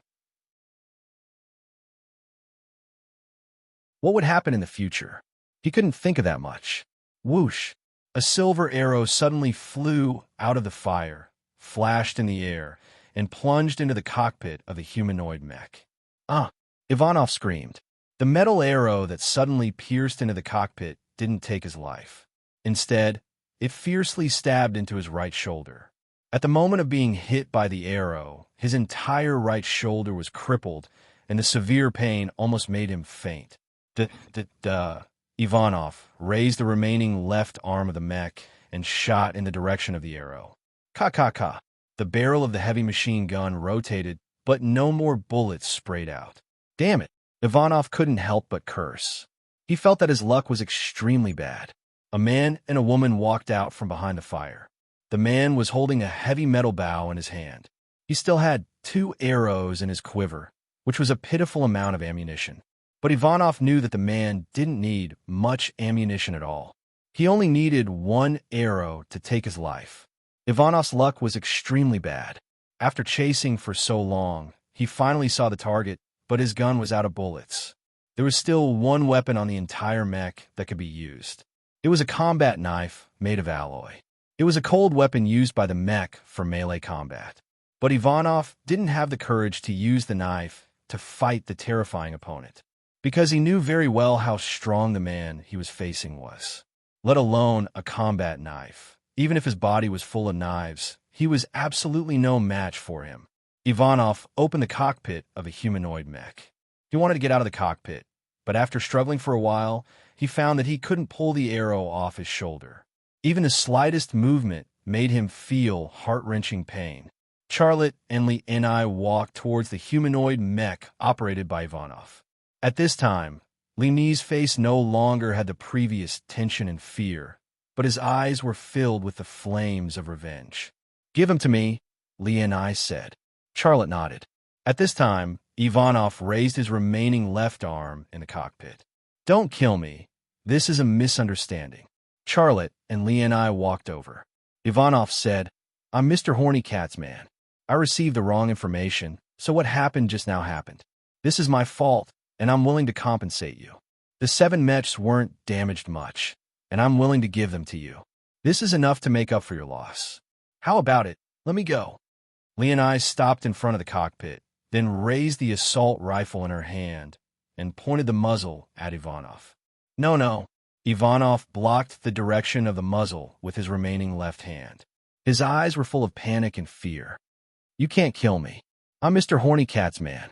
If you kill me, Mr. Horny Cat will kill you, and all the survivors in your village will die. You shut up," Leonai shouted at Ivanov. "When you slaughtered those innocent villagers, why didn't you think that you would have a time to beg for mercy?" Ivanov argued. "I've explained it very clearly. It's a misunderstanding, and I'm willing to compensate you. Promise me, let me go. It's good for everyone. You certainly don't want to go against Mr. Horny Cat, right?" "Shut up." Leonie's hand holding the gun was trembling. "You're afraid, which means I'm right." Ivanov saw a glimmer of hope. "Let me go. I'm willing to leave my mech as compensation." Charlotte said, "Village chief, why don't you let me do it?" "No, you promised me. You have to let me deal with it." Leonai said. Charlotte smiled bitterly. "How long are you going to listen to his nonsense?" Leonai said, "Anything he says makes me sick. I don't want to listen to him at all." "Then what are you waiting for?" Charlotte said. Leonai put down the assault rifle in her hand, then said to Charlotte, "Can I borrow your knife?" Charlotte was slightly stunned, then pulled out the knife from the scabbard and handed it to Leonai. Leonai took the knife and walked to the cockpit. The height of the humanoid mech was almost 3 meters, and the cockpit was about 1.5 meters above the ground. At this height, Ivanov's lower abdomen was above her head. What are you going to do?" Ivanov suddenly became nervous.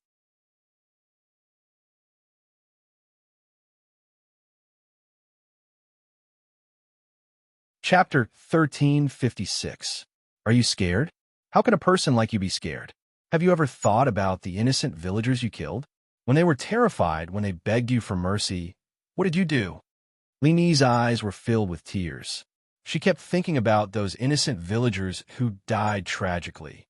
When those innocent villagers were scared, who cared about their feelings? Don't kill me, or you will regret it." Ivanov still didn't give up his desire to live. Whether good people or evil people, everyone was equal in the face of death. The only feeling they had was fear and fear. "This knife is for Xiao Chui." Leonai suddenly stood on tiptoe and stabbed Ivanov's lower abdomen. "Ah!" Ivanov's scream echoed in the burning village. "This knife is for Xiao Hu." Leonai stabbed Ivanov's lower abdomen again. "Ah!" Ivanov couldn't scream anymore. His intestines flowed out from his lower abdomen. One end was still in his stomach, while the other end was already on the floor of the cockpit. Leonai didn't stop. While she was reciting the names of the dead villagers, she stabbed Ivanov's lower abdomen, thighs, and even the place between his legs with the military knife in her hand. Just like that, one by one, the names of the dead villagers were stabbed again and again on Ivanov's body. This scene shocked Charlotte. In his impression, Leonai was a kind woman who wouldn't easily hurt anyone, even her enemies. But now, she had become a completely different person. She looked so ferocious and inhumane. The environment would change a person. Ping, and village was destroyed, and Leonai had changed. "Ah, I'll kill you," Leonai roared. She stabbed the place between Ivanov's legs. That place had already been stabbed by her, but she still didn't stop. He was completely crazy. At this moment, a hand suddenly grabbed her hand. She pulled out the knife, but she couldn't stab it into Ivanov's body. Charlotte said, "That's enough. He's already dead. Even if you stab him 10,000 times and chop him into minced meat, he won't feel anything." His voice seemed to have awakened Leonai. She burst into tears and ran into Charlotte's arms. "So many people have died. Our village has been destroyed. I feel so bad." Charlotte gently stroked her back. "No matter what kind of difficulties you face, they will all be in the past. Pick up your courage and face the difficulties. The villagers still need you. You have to be strong." Leonai bit her lip and nodded. The sunflower appeared on the other side of the stone bridge. It glanced at Charlotte and then turned back into the forest. Its battle was already over. Let's go take a look. Charlotte walked over to Rihua. Lee and I followed Charlotte across the stone bridge and entered the forest. Not far from the stone bridge, Charlotte saw many pieces of corpses in the forest. Some were half a head, some were half an arm or leg, some were a heart, and some were incomplete lungs. The thick smell of blood permeated the forest. Even the wind couldn't blow it away. Charlotte wanted to find the skeleton's body, but he couldn't find it. Rihua, have you ever eaten a person covered in tattoos? Charlotte tried to describe the skeleton to Rihua. That person was very tall and very strong. Rihua just stared at Charlotte blankly. It was obviously trying to decipher Charlotte's language, but it wasn't sure if it understood. Charlotte talked for a long time, but Rihua still didn't respond. He smiled bitterly and gave up. If there was a trash carrier in the sky at this time, Blue Moon would open the sealed planet's energy field, and he would be able to get the relevant information from Rihua's brain. However, there was no trash carrier in sight. Miss Yao, what are you looking for? Lee and I asked. Skeleton. Charlotte said, I don't know if that guy is alive or dead. It's fine if he's dead, but if he's lucky enough to escape, he'll be a problem. Lee and I said, the people he brought are mostly dead. Even if he can escape alive, Lascivious Cat won't let him go, so I don't think he'll be a threat. Charlotte didn't explain further. He wasn't worried that Skeleton would take revenge on him. He was worried that Skeleton would pass on some of his information, which would bring her some unknown trouble. After all, Isitabu and Keija Ruiz were very likely on this planet. If those two nemesis knew about him, he didn't dare to imagine the consequences. However, he couldn't tell anyone about this. Charlotte and Lee and I left the forest for the shelter. Rihua stayed in the forest. It was still waiting for Charlotte to follow it to the Forest of Repose, but after what happened tonight, it was worried. This could be seen from the way it looked at Charlotte's back. Peace Village's shelter was in a remote place far away from the village. It was a cave at the foot of a mountain. Usually, the entrance to the cave was blocked with stones. Only when there was a dangerous situation would the stones be moved away to let the villagers take refuge. It's the village chief and Ms. Xia. They're back. Tiger's voice, she shouted excitedly. Lee and I walked over. Those guys were all killed by Ms. Xia. We're safe. More and more people ran out of the cave. There were familiar faces. Some had smiles on their faces. Some were crying because they had lost their loved ones. There were also people who were silent because they were worried about the future. No matter what kind of reaction it was, the feelings the villagers showed at this time were so real. Xia Lei was surrounded by a group of villagers, and his ears were filled with chatter. Some thanked him, some asked him what to do in the future, and some asked him if he saw his family. And he didn't know how to answer these questions. Lin Qing stood outside the crowd and looked at Charlotte. Her eyes were filled with tears, but her face was full of smiles. Lee and I brought the surviving villagers back to the village. The houses in the village were still burning, and many villagers were crying. Many of them had lost their loved ones, and now they had lost their homes. This kind of sadness, how many people could bear it? Charlotte said, Cry. It'll be better if you cry out. But after crying, I hope you can pull yourself together, because your home still needs you to rebuild. Ms. Xia, will you stay and help us? Lee and I looked at Charlotte. Charlotte said, Of course I'll stay and help you. Lee and I hesitated for a moment, then said, Ms. Xia, why don't you be the village chief? Charlotte was stunned. No, I can't be your village chief. Lee and I said, You are far more capable than me. This time, if it weren't for your protection, all of us would have died. You can be our village chief, protect us, and build our village. You will do better than me. Lin Qing looked at Charlotte eagerly. She hoped that Charlotte would agree to be the village chief of Pingon Village, because then Charlotte would stay. In Pingon Village, almost all the villagers had the same idea as Lin Qing. They all hoped that Charlotte could be the village chief of Pingon Village. In this chaotic world, such a strong person as a protector would make their life more secure and dignified. Charlotte had a headache. He smiled bitterly. I will leave here soon. I can't be your village chief. Are you leaving here soon? Where are you going? Lee and I was anxious. Charlotte said, The blue dragon didn't help us for nothing. I have an agreement with it. I will go to the dark forest with it. Teacher Xia, can you not go? We can give you whatever you need, Tigress said. Yes, Teacher Xia. No matter what you need, we can give you. If we don't have it, we will get it for you, Tiger said. Charlotte said, I'll tell you the truth. If I didn't have that agreement with the blue dragon, I'm afraid it would have destroyed this village. I promised it, so I have to fulfill my promise. Lin Qing said, It's very dangerous there.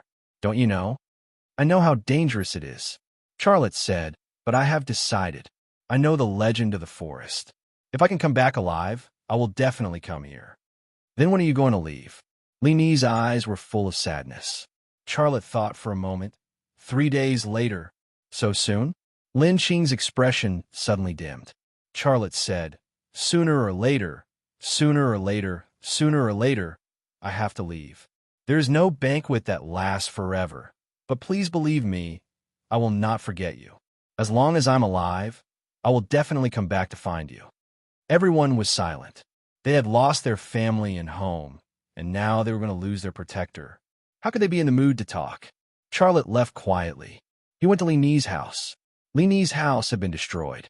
The machine gun had smashed the house into pieces, but fortunately, it was not burning. The handmade machine in the utility room was not destroyed.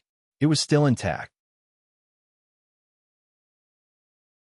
However, even if the house was burning and the machine gun hit, the machine gun would not break.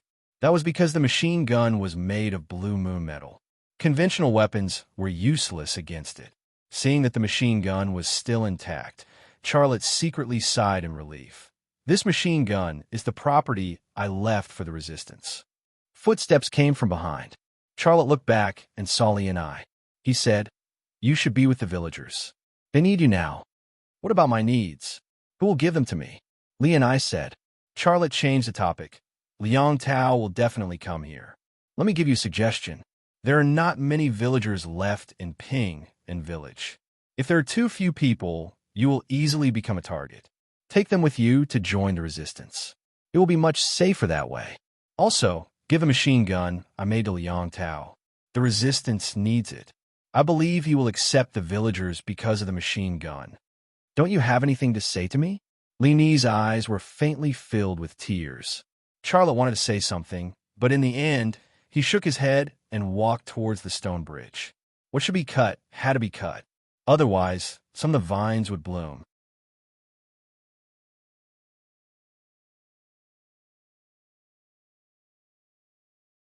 Chapter 1357. 3 days later, Charlotte and Ri Hua appeared on the boundary between the forest and the desert. Standing on the barren hillside, Peace Village came into view. However, it was no longer the peaceful community that stood aloof from worldly affairs. Instead, it was a charred ruin. People in Peace Village would rebuild their village, but Charlotte didn't know whether he could see it or not. Ri Hua stood beside Charlotte. It also looked at the ruins of Peace Village, but no one knew what it was thinking. I really don't want to part with it. Xiao Lei smiled bitterly and said to himself, After coming to this world, this village can also be considered as my home. Roar? Ri Hua's voice seemed to say, What are you talking about? Charlotte stretched out his hand and patted Ri Hua's shoulder. Let's go to your hometown, the Forest of Rest. Ri Hua seemed to understand the words Forest of Rest. It nodded its head and then lay on the ground, making it convenient for Charlotte to climb on its back. Charlotte didn't hesitate. He climbed on Ri Hua's back. It was a long way to go to the Forest of Rest. He didn't know how long it would take to walk on his 2 legs, and Ri Hua was obviously an excellent means of transportation.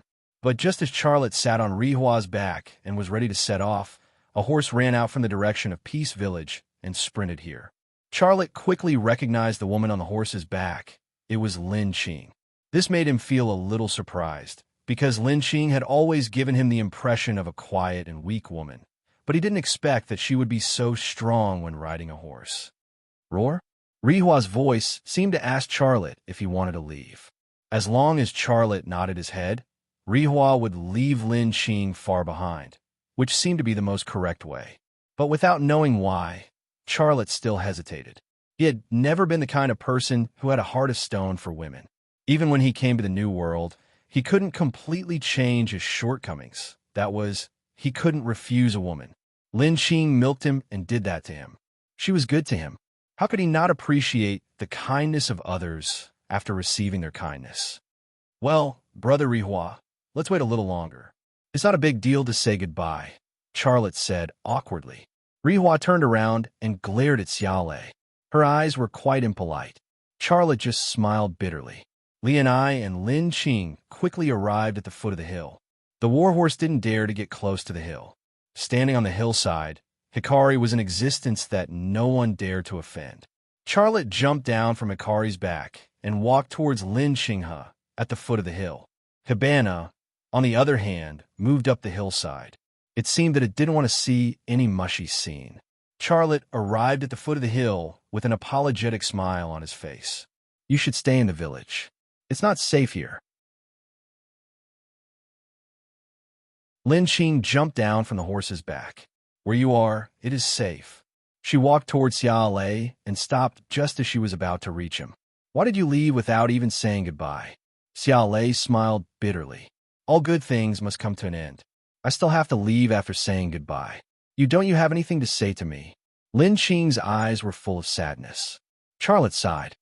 Lin Qing, I know you're good to me, but we won't have a result. I have my destiny. I can't stop my footsteps to live with any woman. I know that it may hurt you to say this, but I still have to say it. I don't deserve you. Lin Qing's voice was small. No, you're a very good woman, really. You don't need to comfort me. In the suffering I have suffered, this is nothing. Lin Qing smiled bitterly. She felt a little relieved. I have figured it out.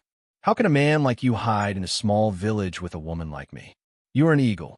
You should go to a wider sky to fly. Millions of people who are suffering need you. The world also needs you. I can't try to change your destiny because of my selfishness. She was really a gentle and intellectual woman. Charlotte's heart was touched. He smiled. You're making me sound so great. I am not a savior. I am just a poor person who fights for his destiny. You are right. Each of us has our own destiny. We have to accept it. Well, let's go back. Charlotte looked back at the hillside. Hibana had climbed over the hill and disappeared. Wait, Lin Qing said. Is there anything else? Charlotte looked at her.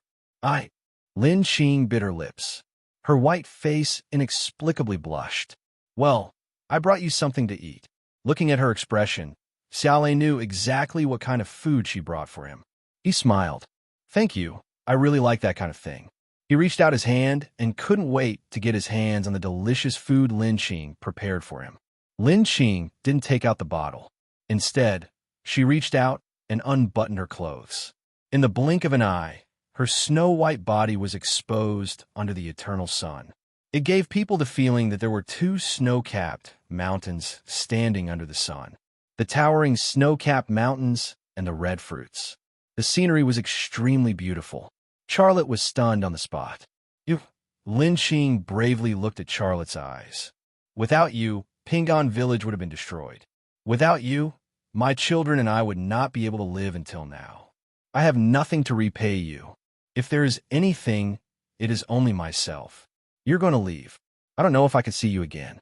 If I don't do something for you, my life will be filled with regret. Don't refuse me. Just take it as the milk for your practice.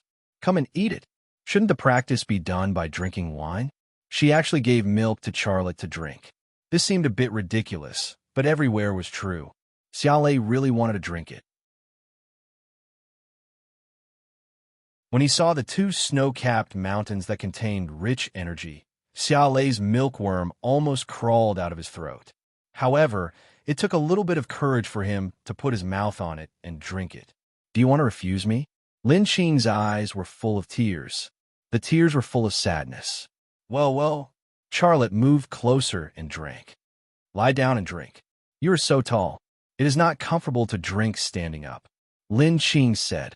Charlotte, at the foot of the hill, the green grass, the blooming flowers, the unbloomed flower buds, the clear river, the fish in the water.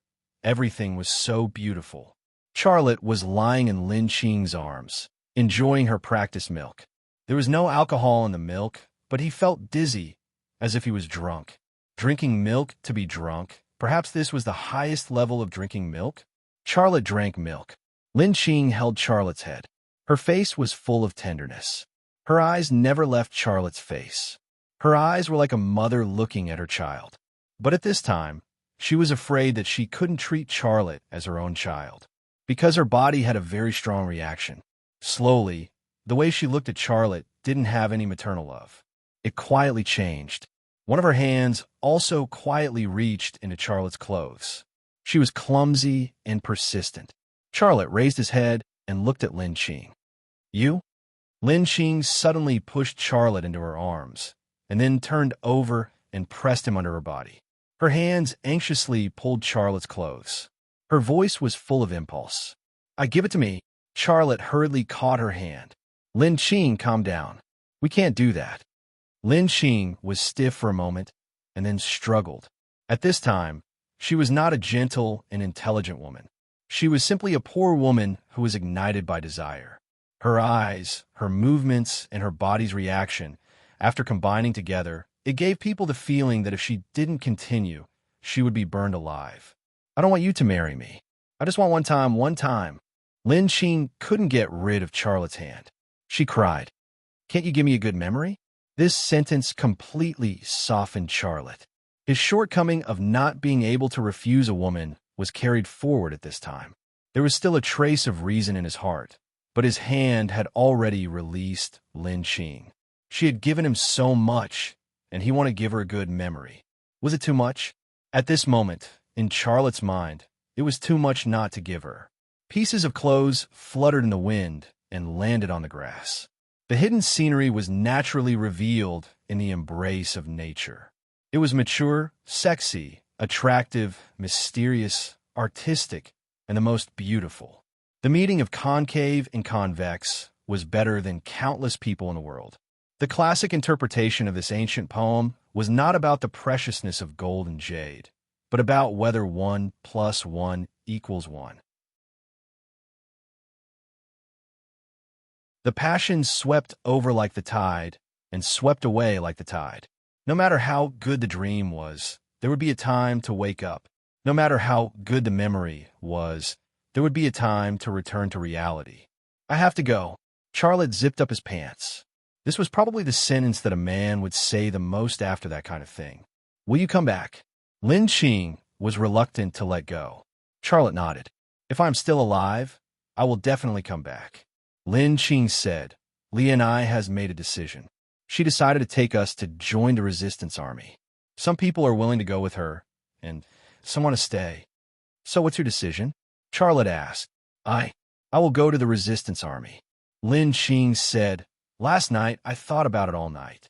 I have medical skills, and I can contribute to the resistance army. This is the fate of all of us.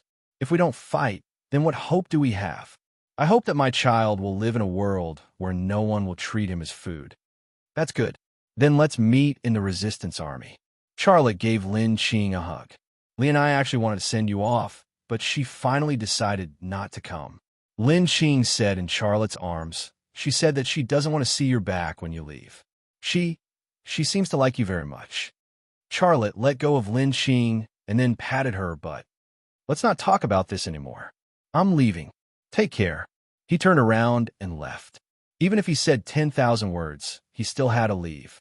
Lin Qing stared at the back of Charlotte. She hoped that Charlotte would look back at her. But until Charlotte disappeared from her sight, she didn't see Charlotte look back.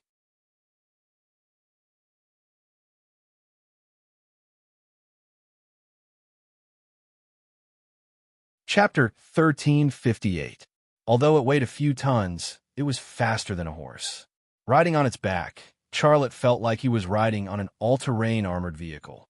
Moreover, it was an all-terrain armored vehicle that could reach a speed of 120 kilometers per hour. A place entered Charlotte's sight. It was the place where he first came to this world. There was nothing there except stones, gravel, and withered weeds.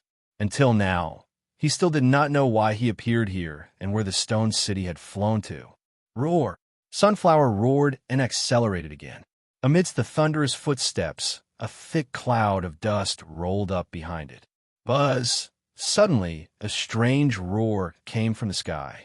Charlotte looked up and saw a large transport spacecraft slowly descending from the sky.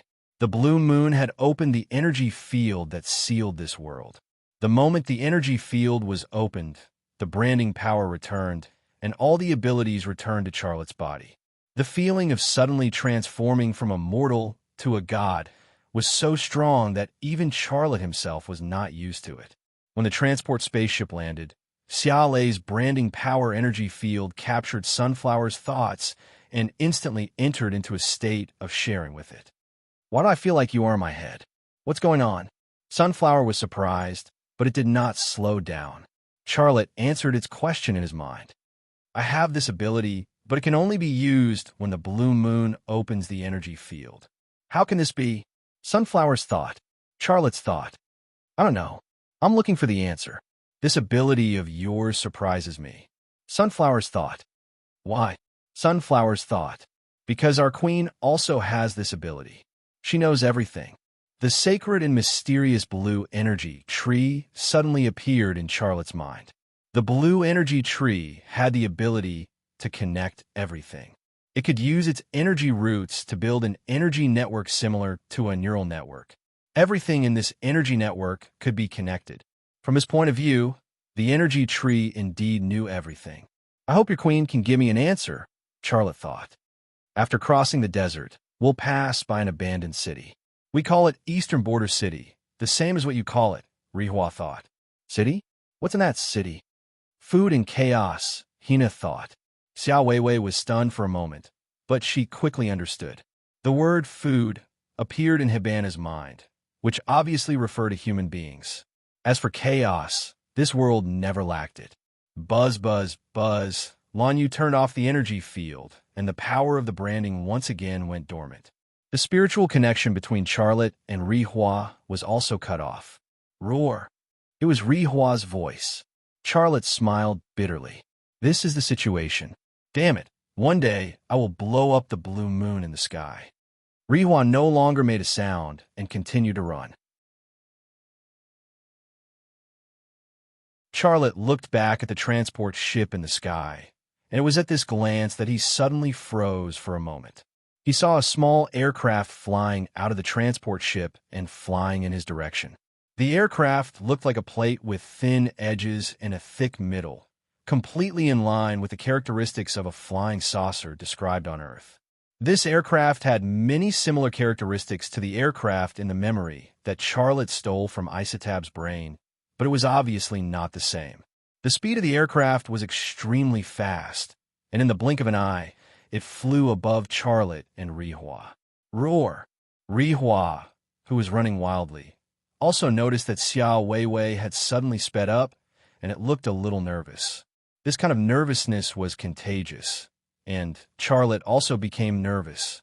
But it was inevitable because he had never seen the people of the Blue Moon since he came to this world, and he and Rihua had obviously been discovered by the people of the Blue Moon.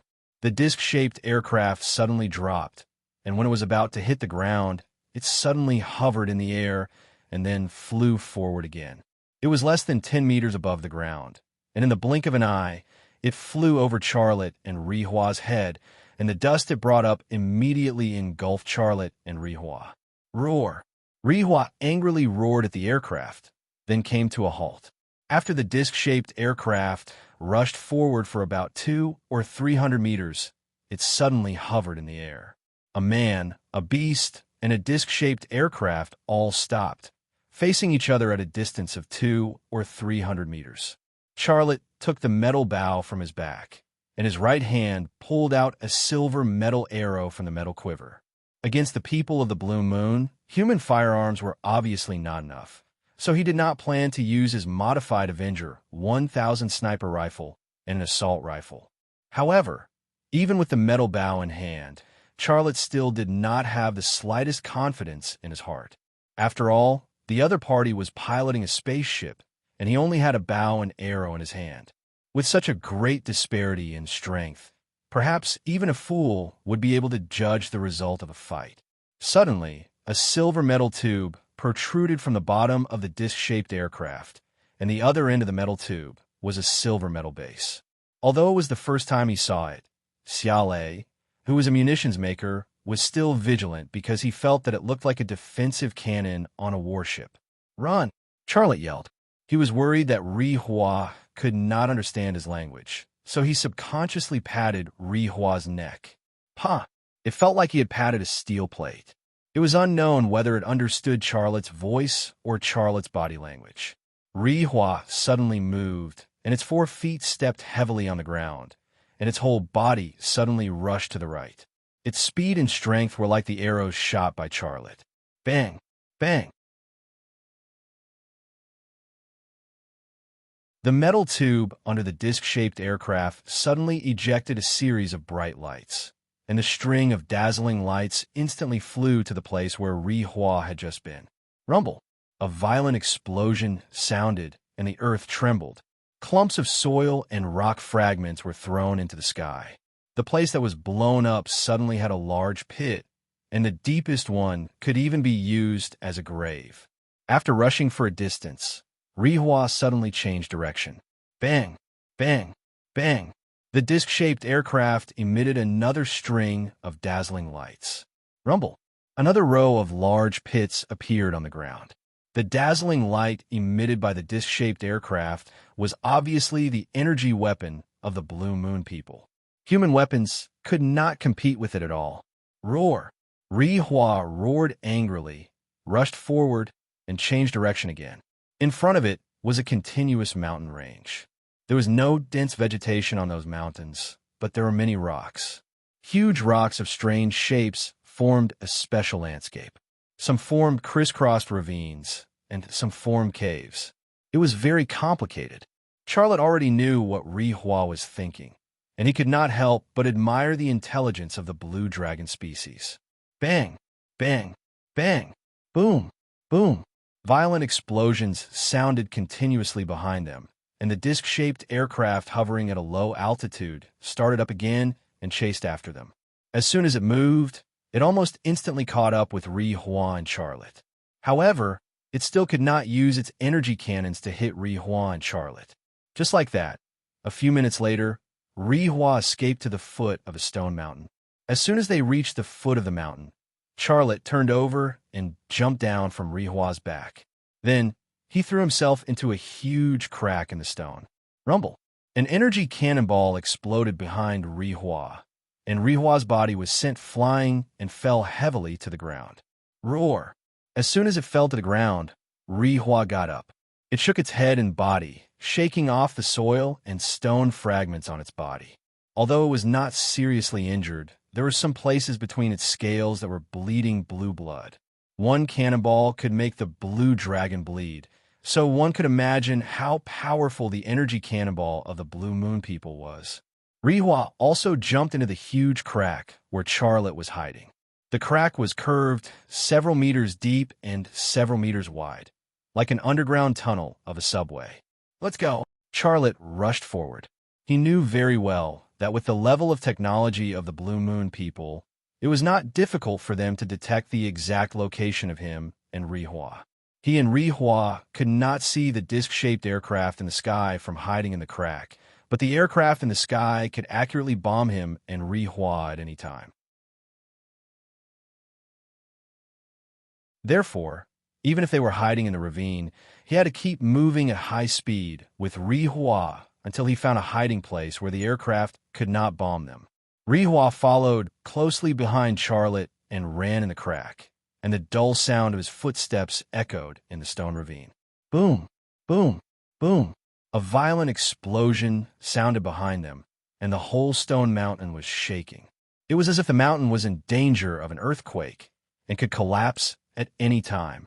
After some distance, a cave appeared at the end of the stone ravine. Charlotte did not hesitate and rushed in with Rihua. The cave was not very deep. It was at most 100 meters deep. The space inside was not very big either, about 1,000 square meters. However, its internal structure was very complicated. There were all kinds of rugged rocks everywhere, so the whole space seemed crowded and strange. Xiaolei heaved a sigh of relief at the complicated environment of this place. The disc-shaped space plane was unable to attack this place. So if the Blue Moon people on the space plane wanted to attack him and Rihua, they would have to enter this cave. Once they entered, he was confident that this cave would become their burial place. The disc-shaped aircraft chased after them to the top of the cave. It first lowered its altitude and hovered only 2 meters above the ground. The Blue Moon people on the aircraft did not fire, and no one came down from the disc-shaped aircraft. Roar! Rihua roared in the direction of the entrance of the cave. Its voice was filled with great power and anger, and it shook the cave. The disc-shaped aircraft that was hovering at a low altitude suddenly increased its altitude and flew away in another direction. Charlotte walked out of the cave and looked at the disc-shaped aircraft that flew away in the blink of an eye. He knew very well what was going on. The Blue Moon people on the disc-shaped aircraft were not worried about him, the food, but the terrifying power of the blue dragon Rihua.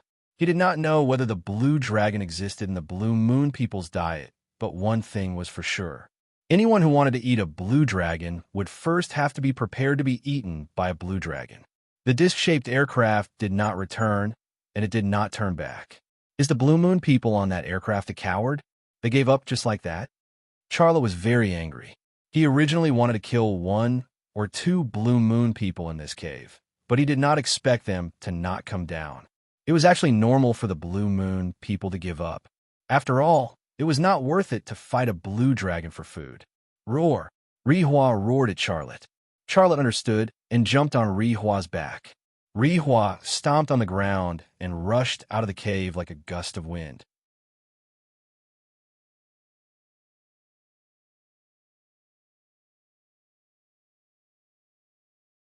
Chapter 1359. 3 days later, Rihua carried Charlotte out of the desert. If this desert was on Earth, it would definitely be called the Sahara Desert.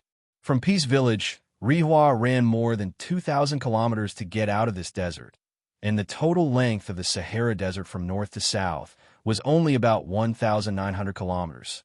And it was unknown how many such huge deserts there were on this planet that was 1,000 times larger than Earth. Night fell, and the blue moon in the sky still emitted a cold blue light. Charlotte could not see the energy shield on top of the sky, but he knew that it was always there, imprisoning everything in this world. After passing through the desert, there was an open plain in front of them. Charlotte sat on Rihua's back and looked into the distance. He saw a building, which seemed to be a small town, and there was a road that stretched across the depths of the small town. However, both sides of the road were full of weeds, and the land next to the small town was also full of weeds and shrubs. It was a desolate scene. Although it was a small town, it was obvious that no one lived there. Charlotte thought to himself, if it wasn't for the invasion of the Blue Moon people, that small town should be very prosperous, right? I wonder if the people living in that small town became food for the Blue Moon people, or did they escape because of the pressure of survival? Recalling the scene, Charlotte's heart was filled with sadness. Without waiting for Charlotte to say anything, Rihua passed through the grassland, stepped on the road, and then walked along the road to the small town. A sudden gust of wind blew over, shaking a billboard on an electric pole, and it made a creaking sound. Some of the light garbage that was scattered on the road was suddenly blown up by the wind and flew around in the air. A piece of garbage suddenly floated in front of Charlotte, and Charlotte reached out and grabbed it in his hand. It was a piece of plastic fragment with Chinese characters on it. The plastic fragments had been severely weathered, and the words on them were very blurred. However, Xiaolei's brain was still able to reconstruct the content based on the information he saw with his eyes. After the reconstruction, there was this sentence: Holy Thunderbrand chewing gum brings you a fresh mouth, protects your oral health. A strange feeling suddenly emerged in Charlotte's heart. Holy Thunderbrand chewing gum? This was probably something that only appeared when the Holy Thunder era was about to collapse, right? If Holy Thunder was still alive, why would he allow unscrupulous merchants to casually use his name? Roar! Rihua let out a deep roar. Although he didn't understand the sunflower's language, Charlotte was already very familiar with it. He also sensed a hint of vigilance in its voice. His reaction was very fast. He threw away the piece of plastic in his hand and pulled out the assault rifle that he had modified from his backpack. He had gotten this gun from Huang Zhan's treasure trove. It was very popular on the black market, but its performance was average. Its effective range was only about 500 meters, and its accuracy was very poor. It was about the same as an AK-47. In fact, the weapons produced in the black market, no matter how good their performance was, were not that great. Pulling out his gun, Charlotte jumped down from Hibana's back. Then he made a gesture to Hibana. Hibana also understood and left the road, quietly sneaking into the weeds on the side of the road. Charlotte walked along the edge of the road. Hibana slowly sneaked through the weeds to the center of the town. It was huge, but it was definitely a master of sneaking. It made good use of a night wind that was blowing through the town. It moved in the weeds, giving people the feeling that it was just the wind blowing the weeds that were taller than a person. Creak, creak, an advertisement at the entrance of the town was also shaken by the night wind and made a sound. Charlotte stopped under the pole that propped up the billboard, then poked his head out from the side of the pole. Shio! A bullet suddenly flew from a building in the town and hit the inductor that Charlotte was hiding in. The bullet hit the utility pole and created a burst of sparks. A few of the sparks flew on his Xia Lei's cheeks, bringing with it a brief burning sensation. At that moment, Charlotte suddenly threw himself into the weeds on the side of the road. Bang, bang, bang. The gunshots came from all over the town, and bullets flew over like raindrops. The cement pole that was already broken did not last more than 30 seconds before it fell to the ground with a bang. Shooting indiscriminately like this, the gunmen in the town were obviously not good people. Get out! A gunman suddenly appeared on the rooftop of a building. He was holding an assault rifle in his hand. He shouted in Xia Lei's direction, "This is Blackbeard's territory. According to Blackbeard's rules, leave your weapons and money behind. Then chop off one of your hands and scram. Otherwise, bang." A gunshot rang out. Before the gunman could say otherwise, a bullet flew over Charlotte's hiding place, plunged into his mouth, and then flew out from the back of his head. Who the hell was Blackbeard? Charlotte did not care at all, but the other party's behavior had angered him. The whole world was in dire straits, and these people did not fight the Blue Moon people, but they were robbing their own kind. Not only did they rob people, but they also forced people to cut off their own hands to live. If these bandits did not deserve to die, then who did? Damn it! He killed our people. Kill him! Someone in the building shouted. In an instant, more than 10 gunmen rushed out from the many buildings in the center of the town. The gunmen stuck close to the corner of the wall and closed in on Charlotte, while the gunmen in the building fired in the direction of Charlotte. The armed men on the ground and the armed men who were firing in the building, this Blackbeard gang had at least 30 people. Bullets flew over his head. Charlotte lay flat behind a rock in the grass. He was not worried about being hit at all, because he was wearing the light armor of the Blue Moon people that he had seized from Huangzhan, and he also had Sunflower, the impenetrable blue dragon beast, to help him. In the rain of bullets, he even had the mood to think about a question. This town might have water, but there's definitely no food. Why would dozens of bandits choose this place as their base? Are they just passing by?